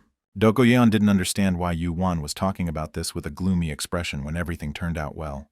He explained that at first he was happy about his new power, but when he came to his senses, he realized that he had cut off the hand of a man, not a monster. And remembering the joy of the acquired power, he felt strange and uncomfortable. Dokgoyeon simply waved her hand, saying that he was talking nonsense and advised him to keep his head up. After all, Ereto tried to kill him, so the retribution of losing his arm is more than fair. He won, Ereto lost, that's all. Her words pleasantly surprised Yuan. Dokgoyeon added that it doesn't matter who his opponents are. If someone tries to take your life, their fate is already sealed. Her words brought Yuan back to reality, and he apologized to his friends for his dark thoughts. Worrying about something like that was really stupid. Dokgoyeon smiled and remarked what would happen if she walked around the special classroom and cut off the hands there. These words immediately scared Yuan. Eslight quickly reassured his friend, saying that unlike Dokgoyeon, he was still a human. Dokgoyeon didn't appreciate the joke, and it seemed like she and Eslight were about to have another fight. At that moment, Yuan received a strange letter. His reaction was so violent that his friends began to worry about him. It turned out to be a mandatory lecture from Zeno with no right to refuse. Professor Zeno's additional course, Constellations of Babylon, is only for seniors, 4th and above. In it, he tells how to properly attract the support of the constellations, conduct negotiations, and also shares other useful knowledge and explains how to avoid the wrath of the constellations and make a smooth transition from one to another. On the way to the classroom, they heard other students whispering behind their backs. Yuan was called a salesman who talked a lot and stuck up his nose. The older students were surprised at what the 11th grade students were doing here, since this was a place for seniors only. As they walked towards the auditorium, Yuan wanted to say something. He noted that there was a rumor in their world that the more you were cursed, the longer you lived. Dokoyeon joked that in that case, Yuan was destined for immortality. Russell was worried about him after yesterday, fearing that now even more people would hate him. After all, everyone judges by rumors without even knowing who he really is. But Yuan assured her that everything was fine, and there was nothing to worry about. He thanked her for her concern, but added that she shouldn't worry about it. Dokoyeon suspected something was wrong. After their weekend outing, Russell and Yuan seemed to be on the same wavelength. She pointed out that maybe it was because of the gifts he had given her, and if she was going to court him, she should do it somewhere else. Russell responded without hesitation that perhaps it was just jealousy. These words touched Dokoyeon, and she was about to use force. But now was no time for quarrels. They had approached the audience, and it was time to go in. Eslight warned Yuan that there had already been a similar lecture last week, and it was unknown how the seniors would react if newcomers from the lower dimensions suddenly appeared. Yuan was also a little worried, but he tried to remain optimistic. He hoped that the elders would think that promising younger students had joined them, but his hopes were not justified. Few of the elders were happy about their appearance. These seniors were very different from the other students. Even Dokoyeon couldn't ignore their strength. Just one look from them put a lot of pressure on them. Even Yuan couldn't help but activate his eyes to find out more about them. Professor Zeno greeted the juniors and was glad to see them at his lecture. As expected, the lecture hall was a place for gifted students, but not to that extent. Yuan couldn't read a single concept. They were all beyond his understanding. The professor began the lecture and brought the children up to speed, explaining that the purpose of this lecture was simple: to understand the origin of the tower and the constellations. Since they are joined by younger students today, they will first talk about the tower. At first glance, the tower looks like a huge structure without beginning or end, but in reality, it is indistinguishable from a living organism. As they climb the tower, they overcome challenges and discover hidden treasures and secrets within. It looks like they get rewards by clearing the rooms, but it's not that simple. They don't find the rewards. The tower has them ready for them to get to choose the most outstanding conquerors among them. With the best items, exceptional treasures, thanks to an incredible miracle, the tower itself seeks those who seek to know and understand themselves. It is best to reveal secrets to someone who is capable of understanding them. This is the basic condition for any intelligent being predisposed to a higher level of thinking. Yuan had already accumulated enough questions in such a short period of time. Xenon's lecture seemed pointless to him. Just because of one intruder, the tower's system was turned upside down. How alive and thinking is she then, if she chooses her conquerors herself? This seemed too strange to the young man. However, if you think about it, the moment when the rector's letter was sent out en masse happened shortly after the intruder entered the tower. Therefore, they assumed that the spider swarm phenomenon in the 4th room was caused by an uninvited guest. But if you think about it, the oddity was already felt from the 1st room. The thing that instantly killed Russell was clearly elite. If the tower only started acting strange after they got to that room, then the difficulty of the 1st, 2nd, and 3rd remains inexplicable. Yuan couldn't understand what was really going on. The professor said that the tower is actually indistinguishable from a living organism, and this may serve as a wild guess. But what if we change the conditions of the passage? We can assume that the difficulty has changed, not because of the invader. It changed because they started to rise. The difficulties from the beginning were caused by the fact that the tower thinks for itself, and perhaps that is why it put them there.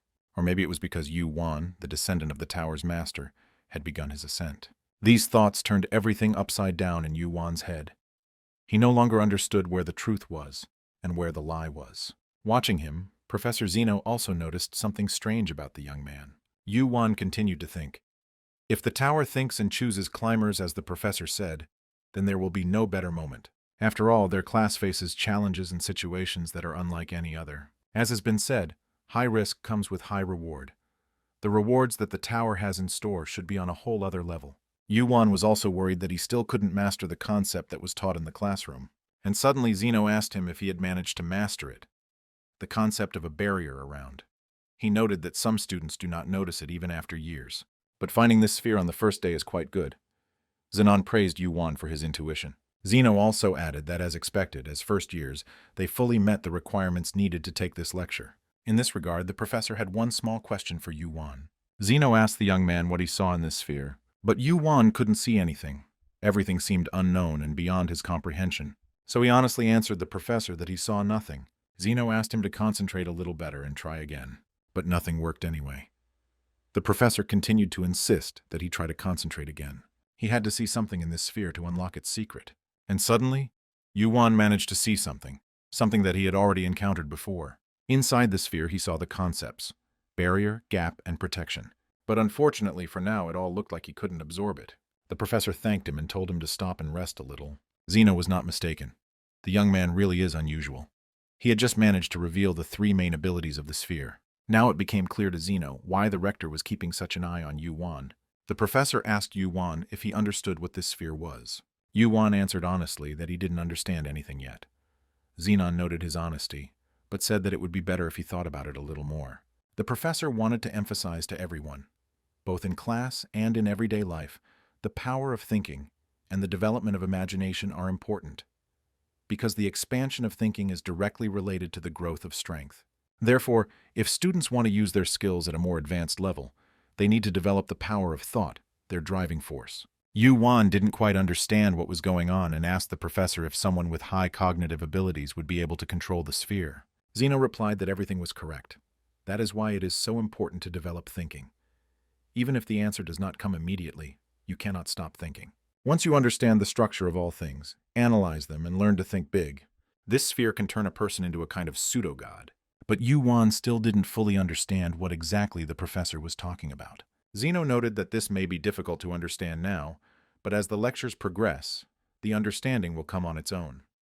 This is the core material of his course, also related to the main lecture, Modeling the War of the Constellations. This concluded today's lecture, and as an assignment, the professor asked them to imagine possible uses for the sphere. And yet, Yuan found it difficult to understand all this, despite the professor's explanations. If this is God, then what is a pseudo-god? A being similar to God or a false god? These thoughts did not give the young man any peace. Eslight suggested that the boys return to the dorm, but Yuan kept thinking about the principle of becoming a god. Perhaps it is difficult to understand because they are freshmen, and the lecture is too difficult. On the way back, Yuan asked the boys if someone could explain the lecture material again. Eslight was surprised to hear it from him, because he thought that Yuan would summarize everything for the others himself. Suddenly they encountered Ortima, the very same rival of Dokoyeon. Yuan asked him what he was doing there, but the proud Ortima only wanted to know where Dokoyeon was. The guys didn't quite understand what he was talking about, and why he suddenly needed Dokoyeon. She lagged behind them a little on the way and came up a little later, surprised to see that everyone was huddled together. Dokoyeon thought something big had happened, but luckily it was just Ortima. As he himself said, he came to her on special business.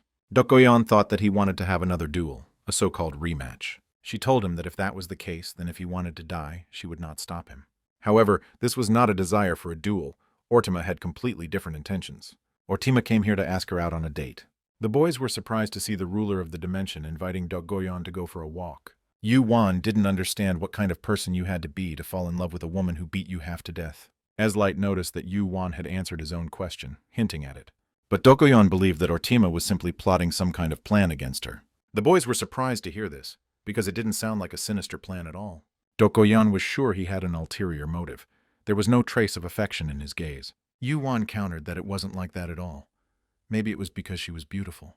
Dokoyeon didn't understand how Yuan could say such embarrassing things so casually. At this time, Rushel began to think, what if there really was no catch? After all, at that moment, Ortima didn't look like he was planning anything bad. At the time, he seemed sincere, but Dokoyeon decided that he was up to something, and replied that she was not interested in him. At that moment, Ortima really looked depressed. It seemed that this was not the answer he expected to hear from her. Meanwhile, the boys continued to train. Yuan discovered new concepts, charm and honor, after he uploaded them to his channel. His charm allowed him to enchant and influence others. However, he still did not understand how this would help him advance in the tower. Yuan asked Russell if his face had changed recently. She didn't quite understand what he meant and said that she thought he looked very attractive, but that wasn't quite what he wanted to clarify. Hearing their conversation, Dokoyon became furious again. She reminded them that during training they should concentrate, and during rest periods they should rest, not fool around. Yuan asked Dokoyon if his face was okay, but she told him to focus on training and not on stupid things. Yuan continued to train with Russell, helping her control her power.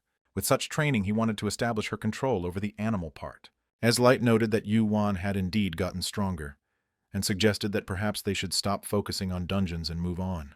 But Dokoyon replied that although he had become stronger, he was still far behind her and Russell.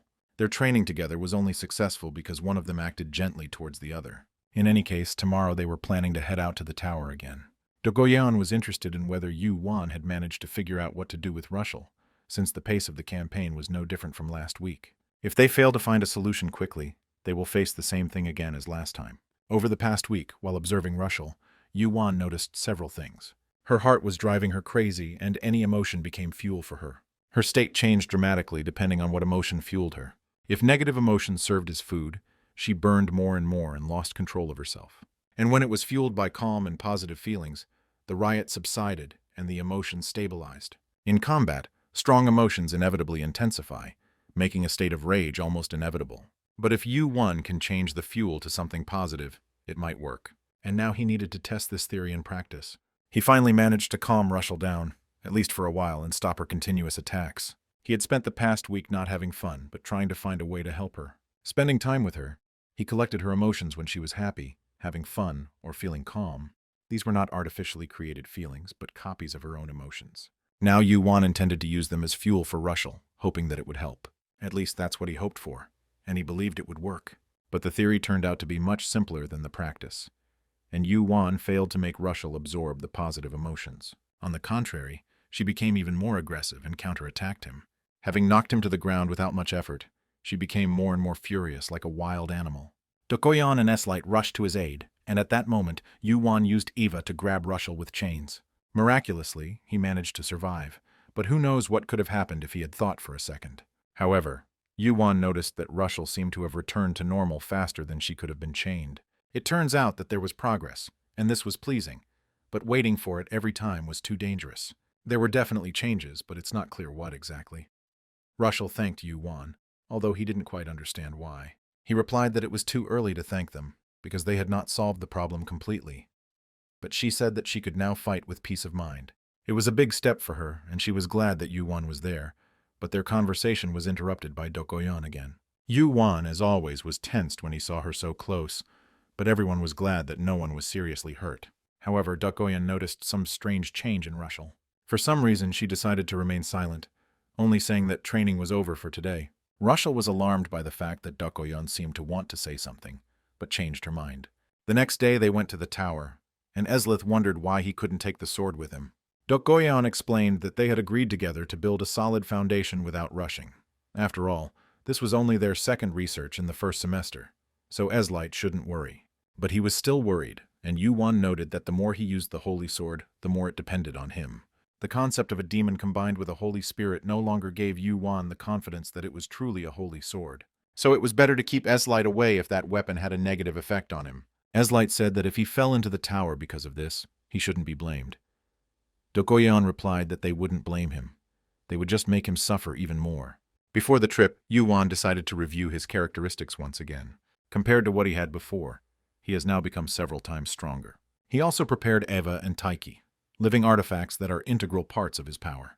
Before the trip, Russell told Yuan that she would do her best not to lose control and would listen carefully to everything he said. Yuan noted that he was indeed strong in a real fight, and Russell naturally believed him. Dokoyon wanted to clarify a few things with him before they left. She reminded him that the first assessment would take place today, and frankly, she was disappointed with Eslight and Russell, unless he had forgotten about the promise he made to her.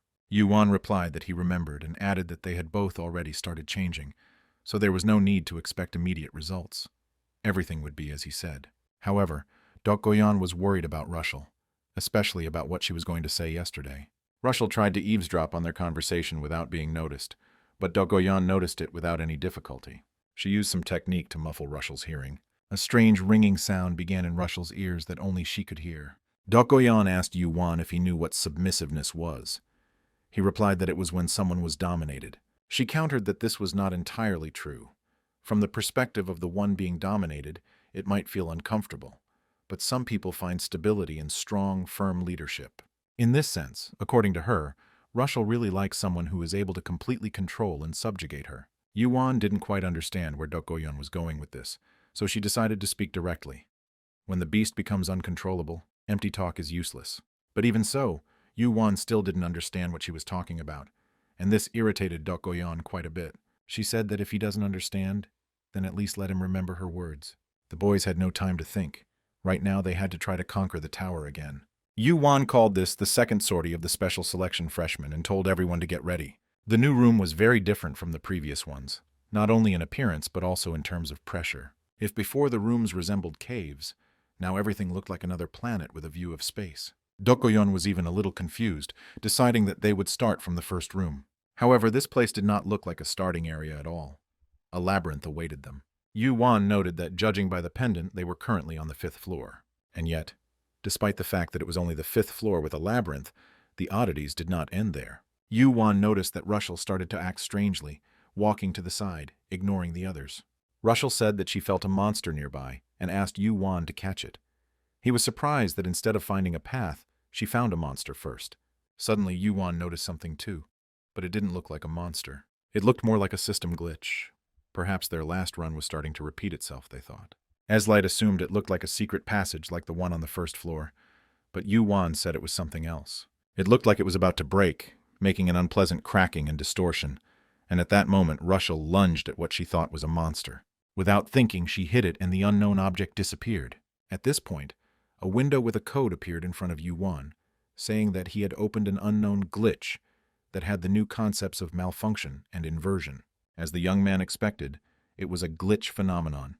When the signal is disrupted, both the image and sound are distorted, and inversion adds an alarm effect at the moment the monster appears. Since this type was completely different from any monster he had encountered before, completely unfamiliar concepts were being displayed here. Yuan tried to understand how malfunction and inversion interacted with each other. And while he was deep in thought, one of the monsters attacked him. Fortunately, Yuan managed to react in time and destroyed the threat. She reminded that one needs to be more attentive and keep moving. The path is difficult. One cannot stand still. Yuan also added that it was a mental type monster, which usually doesn't appear on the 5th floor. But under these circumstances, nothing surprises her anymore. While they were running, Yuan continued to accumulate inversion. Perhaps it would come in handy. Meanwhile, Russell also continued to fight the monsters. Although she could still control herself, for some reason she couldn't stop. Yuan said that she shouldn't fight alone, otherwise she would risk going berserk. Therefore, he noted that for now it would be better for her to stay close to him. Yuan continued to remind everyone to be alert and not get distracted by conversations. Yuan decided not to try to absorb the concepts emerging from the walls of the labyrinth for now, putting it off until later. Right now, he needed to focus on absorbing concepts from the glitches. Quite a lot of time had passed, but they continued to move along the route, as if in a circle. Yuan noted that it was indeed strange. She remembered every route she had taken, but despite the changed shape of the passages, this place seemed familiar. The thing was that this was not an ordinary labyrinth, but one that changed in real time. Therefore, according to Yuan, the only way is to destroy the labyrinth entirely. Her words gave Yuan an interesting thought. The thing is, he was so busy collecting inversion that he missed something important. Just when Yuan was about to destroy the labyrinth, Yuan asked her to wait a little. He explained that the constantly changing path made no sense, so there must be a hidden exit somewhere. Perhaps some kind of camouflage door right in the wall. His guesses turned out to be correct. The young man found a key hidden in the wall. Thanks to this, he absorbed the concept of illusion, which is inaccessible to ordinary people. The other side of the labyrinth opened up before them, another part of the room. The boys were surprised how Yuan managed to find this. He admitted that he had noticed this place a long time ago, but was too focused on collecting concepts and ignored the discovery. However, Yuan explained to his friends that he didn't like wasting time either. So after observing what was happening for a couple of hours, he found an area that seemed strange to him. This gave Yuan a certain thought. Yuan had managed to find a magical vulnerability that even she hadn't noticed. As she expected, Yuan is not just a genius, he is much more than that. Meanwhile, the group continued to move through the labyrinth, destroying magical vulnerabilities. This also paid off for Yuan, as he continued to accumulate more and more valuable concepts. But there was one snag. The young man hit the ceiling. His magical power reached 199,999 and did not increase any further. Even though Yuan had absorbed enough concepts, even more than necessary, his magical power still did not grow, unlike his life or body. Suddenly, Dokoyan crept up to him unnoticed. The young man was so immersed in his thoughts that he didn't notice her. She asked what was bothering him, and he replied that despite defeating an elite monster, his magic power was not increasing. Hearing this, Dokoyan laughed slightly, but Yuan did not share her amusement. She explained that it was all because he had hit a wall. He absorbed energy, as if sucking it out of everything around him, but continued to water the plant, not giving it time to grow, which is why he quickly reached his limit. So trying to surpass the limit by blindly hunting monsters is not the best option right now.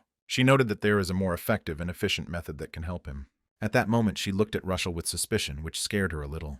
Dokoyan said that instead of hanging around campus on weekends, it was better to breathe fresh air, eat delicious food, and go shopping, hinting that while she and Yuan were having fun, she continued studying. But Yuan asked her to tell him about this method, promising in exchange to consider going out to eat or shopping with her. Dokoyan agreed and noted that it would take time. The best thing he could do now was to learn the basics of the divine manifestation art, Hyunsingon. Despite its big name, this is just a basic martial art and won't be too difficult. Until now, Yuan had only learned the principles from Dokoyan, but had never directly practiced martial arts. Was this really where he would be trained? Yuan asked if he shouldn't at least go through a formal apprenticeship ceremony or something. Dokoyan replied that this was just basic internal training that even children learned, so it was better for them to prepare. She was surprised by Yuan's words. After all, he was a person from another world, but he was talking about a formal apprenticeship ceremony. She pretended that it didn't mean anything, although in fact, the art of divine manifestation is not a martial art that can be taught simply by wishing. It was a secret technique that was strictly passed down through generations, and if her father knew about it, he would be quite shocked. After all, they met only recently. He is a stranger from another world, and she is already passing on the family equipment to him. Yuan was already ready, but he didn't understand why he needed to undress. Dokoyan herself could not imagine that one day she would pass on the secret art, meant only for the descendants of her line, to someone like Yuan. Therefore, if she tells anyone about it, it will be only when he becomes her husband. But since she had agreed, she had to see it through to the end. Dokoyan told Yuan to sit up straight and calm his mind. From the moment they met, she had a strange feeling growing in her, a desire to raise this person with her own hands. Yuan was different from anyone she had met before. His talent in martial arts was undeniable, but his potential was even more impressive. If such a person develops systematically, it will be interesting to see how quickly and far he can advance. These thoughts haunted Dokoyan, and at the same time she didn't want anyone other than her to influence his potential. She herself did not understand what it was about him that made her experience such feelings. But now was not the time to be distracted by such thoughts. She asked Yuan again if he was ready. Yuan asked if before starting, shouldn't Dokoyan recite a mantra or some sort of introductory speech, explaining the technique, its name, essence, and application. This made Dokoyan laugh. She replied that even if he read it, he would not be able to understand it. It would be easier to implant it into his body right away. But regarding the apprenticeship ceremony, she became curious about where Yuan got such knowledge of martial arts. But Yuan refrained from answering. After all, if he said that he had read too many martial arts novels, Dokoyan would definitely beat him up. She warned that she was starting the process. Yuan wanted to say something, but it was too late. The divine manifestation technique that Dokoyan was going to teach him would completely change the nature of his chi, mana, and body. The body will continuously absorb magical power, creating pure chi, and since the body and mana are trained simultaneously, their capacity will increase naturally. Roughly speaking, you filter magical power and turn it into pure ki. When Dokoyan touched Yuan, it felt like a fireball had burst into him. It felt like it was madly devouring mana and moving throughout my entire body. It was as if he was paving a path where none had existed before. Yuan began to worry that his body would burn out from all this energy. But Dokoyan told him to calm down, explaining that burning one's way inside the body, constantly moving divine ki, is the basis of divine manifestation. Once he completes his training, the path ahead will be revealed to him. The blue flames continuously moved inside Yuan's body. Over time, he began to feel much better, and realized that using mana directly was not always the best choice. He also obtained a new martial arts concept called divine manifestation, and reached the 20th level of understanding. Thanks to this, some negative concepts in his body were eliminated, and the excess positive potential accelerated the development of others. As Dokoyan had said, the concepts in his body were gradually replaced by divine ki. The more he trained, the more he felt himself growing. Yuan thanked Dokoyan and asked what gift she wanted in return. She replied with a smile that she was looking forward to it and would definitely think about it. In the meantime, he better wipe off the sweat if he doesn't want to conquer the tower alone. Yuan felt a strange feeling. If he concentrated a little more, he might be able to sense the circulation of divine ki. The more filtered ki passed through the body, the stronger the body became, and the sharper the senses. Yuan never imagined that such an effective martial art would come his way for free. Eslight asked if he was going to upload a video of the process, but Yuan replied that of course not. Dokoyan asked why, which made Yuan a little nervous. The guys started joking that such a video would get a ton of views, but Yuan just said that there would definitely be no such thing on their channel. Eslight offered his friends a bite to eat, since they had been wandering around the floor for quite some time. But Dokoyan replied that she was against it. They had already stayed on the 5th floor for too long, so they could forget about food until they got to the 6th. And suddenly they managed to see something that looked like an exit. It was a huge door. Perhaps the entrance to the next room was hidden behind it. Eslight assumed that the road to the 6th level should be behind this door, but Yuan had his doubts. He asked his friends not to rush into a decision and give him a second to think. Yuan felt like something strange was going on, and that there was something wrong with this door. Using his eyes, he noticed the dim traces of another concept. Yuan didn't immediately understand where they were leading, inside the door or outside it. Although the situation was tense, Yuan became curious and stepped forward first. He didn't explain anything to the others, so they decided to follow him. At first glance, there was nothing behind the door. It looked like just a wall. Eslight suggested that perhaps they had gone the wrong way. At first, it seemed that way. But if you looked closely, you could see something. With his eyes, Yuan noticed many concepts on the wall. The wall was densely filled with illusions. Yuan decided to touch the illusions. Maybe something would happen. And so it happened. He destroyed the concepts of illusion and opened a new passage. The guys were surprised and didn't understand what it was, but it was obvious. This was a new exit. Dokoyan noted that this appears to be a shortcut. After breaking the wall of illusions, Yuan absorbed 50 concepts. This was incredible, because before he had only collected 0.1. He was glad that he had managed to find such a well-hidden secret path. Yuan asked the others what they would do now that they had found the shortest route. Perhaps the shortcut is actually more dangerous than the usual one. But the boys cast aside their doubts and ran towards the new path at once. 50 illusion concepts Yuan decided to feed to Ava to make her even stronger. The shortest path didn't look like a normal road. It was a long staircase that went straight up. Yuan guessed that maybe the room was changing as they climbed, but there was no separate shift. Dokoyan said that maybe the staircase was the shift. Rushel noted that Kulam indicated that they were now on the 8th floor. Yuan was surprised that the path was so short. They managed to skip 3 rooms at once. Eslight remembered that the handbook had said this. A shortcut was a great success, but the more rooms they passed, the more difficult the one they got to would be, although the reward for it was higher. However, Eslight still remained worried and asked that next time they avoid shortcuts. Yuan didn't understand why he was so scared. This wasn't the case last time. Moreover, he seemed less mentally stable, constantly thinking about his sword.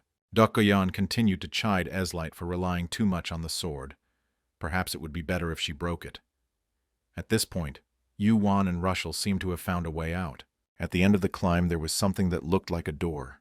Had they finally reached the exit? Since the pendant showed the 8th level, the 9th should be waiting for them behind this door. Rushel advised Yuan to be careful after sensing hostility outside the door. It was just like that time when she had the feeling of a monster's presence. Dokoyan agreed that it wouldn't hurt to be careful, and added that when they got up, Eslight could draw her sword. Eslight was so happy about this that without a second thought, he rushed to be the first to look at the next floor. This floor was again different from those they had visited. There were no monsters or high ceilings here, so Eslight assumed they were in a recreation area. But Yuan doubted it. There was no mention of a rest area anywhere. Meanwhile, a stranger was hiding behind one of the columns. He suddenly used his power and fired straight at the group. A flying ball, similar to a bullet bomb, headed towards Dokoyan. Dokoyan was surprised to see this, not immediately understanding what had happened. There was a powerful explosion.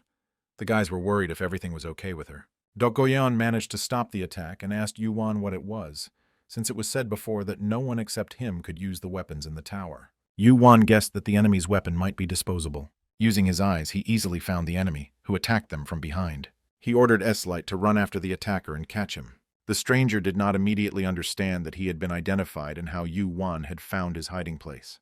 He was sure that his stealth skill should not be determined by newcomers. But at that moment, Eslight pierced him with a sword. It confused him, but he still hoped that the situation was under control. Initially, he wanted to remove Eslight and then destroy the entire group. Yuan asked if Dokoyan was okay, noting that if the shot had hit someone else, it could have been dangerous. He also noticed that it was not an ordinary projectile at all. Right now, Dokoyan had her foot on a magic bomb, and a very powerful one at that, but Yuan managed to defuse it. Meanwhile, the battle between Eslight and the unknown enemy continued. Eslight struck, not giving the enemy a chance to counterattack. While he was losing his guard, Yuan threw his own bomb at him. When the stranger reached for the detonation button, everything turned against him. He was shocked to see his own bomb right above his head. He expected an explosion, but was very surprised when the bomb did not explode after bouncing off the column. But one way or another, he no longer had time for surprise. After all, despite this, his main opponent was still Eslight, and for his loss of vigilance he paid with his life. Eslight asked why he attacked them and how he ended up here. Yuan also approached them and asked if, after he had identified him, he still didn't realize that he had bombs in his shells. The enemy relied too much on his skills and ended up getting caught. But the stranger did not answer, but on the contrary, began to ask them who they were. He was also curious about what a strong rookie like Yuan was doing on the lower floors. After his sharp outburst, a magic projectile from Dokoyan flew at him. He couldn't even imagine what kind of trouble he got into, thinking that it would be easy to deal with them. Dokoyan said that before they could discuss everything peacefully, she would rather break his arms and legs so that he wouldn't do anything stupid. Meanwhile, anger at the stranger also gripped the seemingly calm Russell. Giving in to negative emotions, she began to go into berserker mode and said that if they didn't kill this guy, he would kill them. She lunged at him without warning, but fortunately, Yuan managed to stop her with his magic chains. But even so, Russell continued to be aggressive and ignore Yuan's words. Suddenly, a strange and frightening voice began to be heard from somewhere. The voice said that one of them had failed their mission, and apparently this voice was addressing the stranger. He continued that, given the situation, it looked like this guy's role had come to an end. He tried to object that he could still be useful, but at that moment something strange began to happen to his body. The voice continued to say that by sacrificing himself, he would earn the share of his comrades. It looked like this guy was about to explode, and Yuan ordered everyone to move away. The voice still spoke of sacrifice, despite the stranger's pleas for another chance. And at that moment his body was compressed so strongly from the inside that it literally exploded. And the radius of the explosion was not small. The explosion resembled a bomb detonating, as if there really was something inside the guy. In the last seconds, Yuan managed to escape the powerful explosion. It even seemed to him that for a moment he saw a river of dead people, as if he already had one foot there. If I hadn't had time to react, I would have truly become a part of it. Realizing that he couldn't dodge in time and was caught in the blast radius, Yuan decided to use the concept of a magic bomb. He was able to stop the explosion with another explosion, and if he had been even a second late, the consequences would have been catastrophic. Eslight was curious about what happened to that guy. Yuan only replied that he must be fine and returned to the first level of the tower. But suddenly the same mysterious voice spoke again, stating that the boy was already dead, as the will of the tower had interpreted his act as a kill in combat. In essence, it was the same as if they had killed him themselves. Yuan replied that this was nonsense, since it was this voice that pushed him to his death. The voice continued to talk about the sacrifice and how they had lost a valuable comrade without receiving anything in return. And now they should be more careful, because the tower had begun to favor them. Yuan didn't understand what he was talking about and decided to ask him directly, "Who is he?" And also who that guy really was and why he tried to kill them. An unfamiliar voice replied that they were Exodus, adding that even though they were enemies, they would not mind meeting them again. The boys were surprised by the sudden turn of events in the tower. Russell noted that, unlike the previous constellation, this one at least gave its name. However, Eslight corrected that it was not a name, but the name of an organization. Eslight added that Exodus is the most famous pirate group in all dimensions. Most likely some constellation patronizes them. The boys realized that these were the very pirates Professor Yumina had spoken of, and this worried them. Not only had they been met by a constellation, but now pirates were hunting them. Dokoyan noted that they were bound to encounter them anyway, so it was better to continue climbing higher and becoming stronger. But Eslight asked if they didn't find it strange that the constellation had just mentioned that the tower treated them specially. He noted that the constellation thus confirmed their guesses about the tower. Doesn't anyone feel strange? At that moment, Eslight, Rushel, and Dogoyan received a notification. They looked at him strangely, so Yuan asked what happened. He was worried that it was another letter from the director, but Dogoyan replied that it was not quite like that. It was a letter about leveling up and the corresponding rewards, and it came to everyone except Yuan. Dogoyan noted that this was her first level up since joining. It was probably after they survived the constellation attack. Eslight was also surprised, but unlike the joyful Dogoyan, it made him nervous and to some extent irritated. And Rushel was simply happy that her stats had increased. Yuan was amazed, because their stats were already off the charts, and now they had risen even higher. He couldn't understand why he was the only one left without a reward. Was it because he didn't have a status window? He refused to believe it, because he also wanted to receive his reward. While looking at the explosion site, Yuan noticed something strange, something that resembled a concept. But this concept looked different from those he had seen before. Rather, it looked like a line of text, so Yuan decided that he could absorb it. After all, since everyone received their awards, it means he has the right too. As he absorbed the concept, he felt a strange feeling, unlike any he had experienced before. His body began to change and his stats increased noticeably. Along with this, he discovered two new concepts, myriad forms and stigmata. In simple terms, the myriad forms is the ultimate concept of transformation, and the stigmata are probably related to the constellations. Since he now had an improved form of transformation, Yuan decided to test it out. He asked Eva if she was okay with the concept, and she, of course, agreed. Besides, as Yuan noted, there is no point in holding on to concepts that he himself cannot use. However, as soon as Eva absorbed the concept, something strange began to happen to her, which greatly frightened Yuan. The other boys turned around at his cry and asked him what happened. Turning around, they saw Yuan holding Eva, who had somehow turned into an egg. She had acquired the form of a subject because she had a lower conceptual principle, which led to mutation. Yuan noted that this had happened before, but then she hatched immediately after her transformation. This time, no. Dogoyan suggested that perhaps she had also leveled up, but Yuan was still worried. But it seems they found a great way to calm Rushel down if something happens. Eslight said that the next room was the rest room, and suggested that they go there. Perhaps Eva would wake up by then. The recreation room was very different from the others. It was not just an empty room, but something more. The famous 10th room, which many have only heard about. Eslight reminded that if the tower's conquerors were unlucky, there would be no food or water here. But it seems they were very lucky to stumble upon such a beautiful garden. The room turned out to be a garden where the trees grew fruits called fruits of Eden. They relieved fatigue and increased stamina. Plus, they tasted absolutely amazing and were incredibly sweet. Yuan remarked that he had never tasted anything so delicious before. Dogoyan agreed, adding that she had never tasted anything so sweet either, and she felt like her energy had increased a bit. She suggested eating all the fruit before moving on, but Eslight objected that it was pointless, since the effect only worked from one fruit.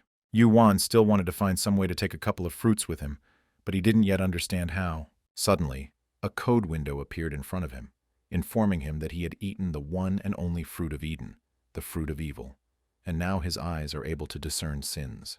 Yuan didn't quite understand how he managed to get something like that just by eating a fruit that resembled a fig, and yet he became curious about the standards by which sin was defined here. Meanwhile, Rushel called everyone over, asking them to look at the find.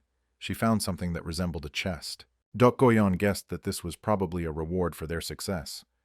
Even though it was apparently the lowest rank, there must be something unique inside. Yuan agreed, adding that he felt like they had packed in all the challenges most teams would normally face into just one outing. He also remembered hearing about similar rewards. Each recreation area would contain a treasure to measure the progress made by the tower's climbers. They got a wooden chest with gold trim. It's probably a low grade, but the contents are high. Yuan also noted that the treasures get better if the chest is bronze, silver, or gold. Eslight was already eager to open the chest and see what was inside, but Dogoyan stopped him. He didn't immediately understand why he couldn't open it, to which Dogoyan explained that it was Yuan who had to open the chest. Dogoyan replied that Eslight was the unluckiest of them all, a sentiment that Rushel agreed with. However, Eslight himself did not particularly like such statements. Yuan himself was not against opening the chest, hoping that there would be something truly valuable inside. When they opened the chest, they experienced a wow effect, but alas, not in a good way. Inside lay an unknown object, resembling a scepter or a magic wand.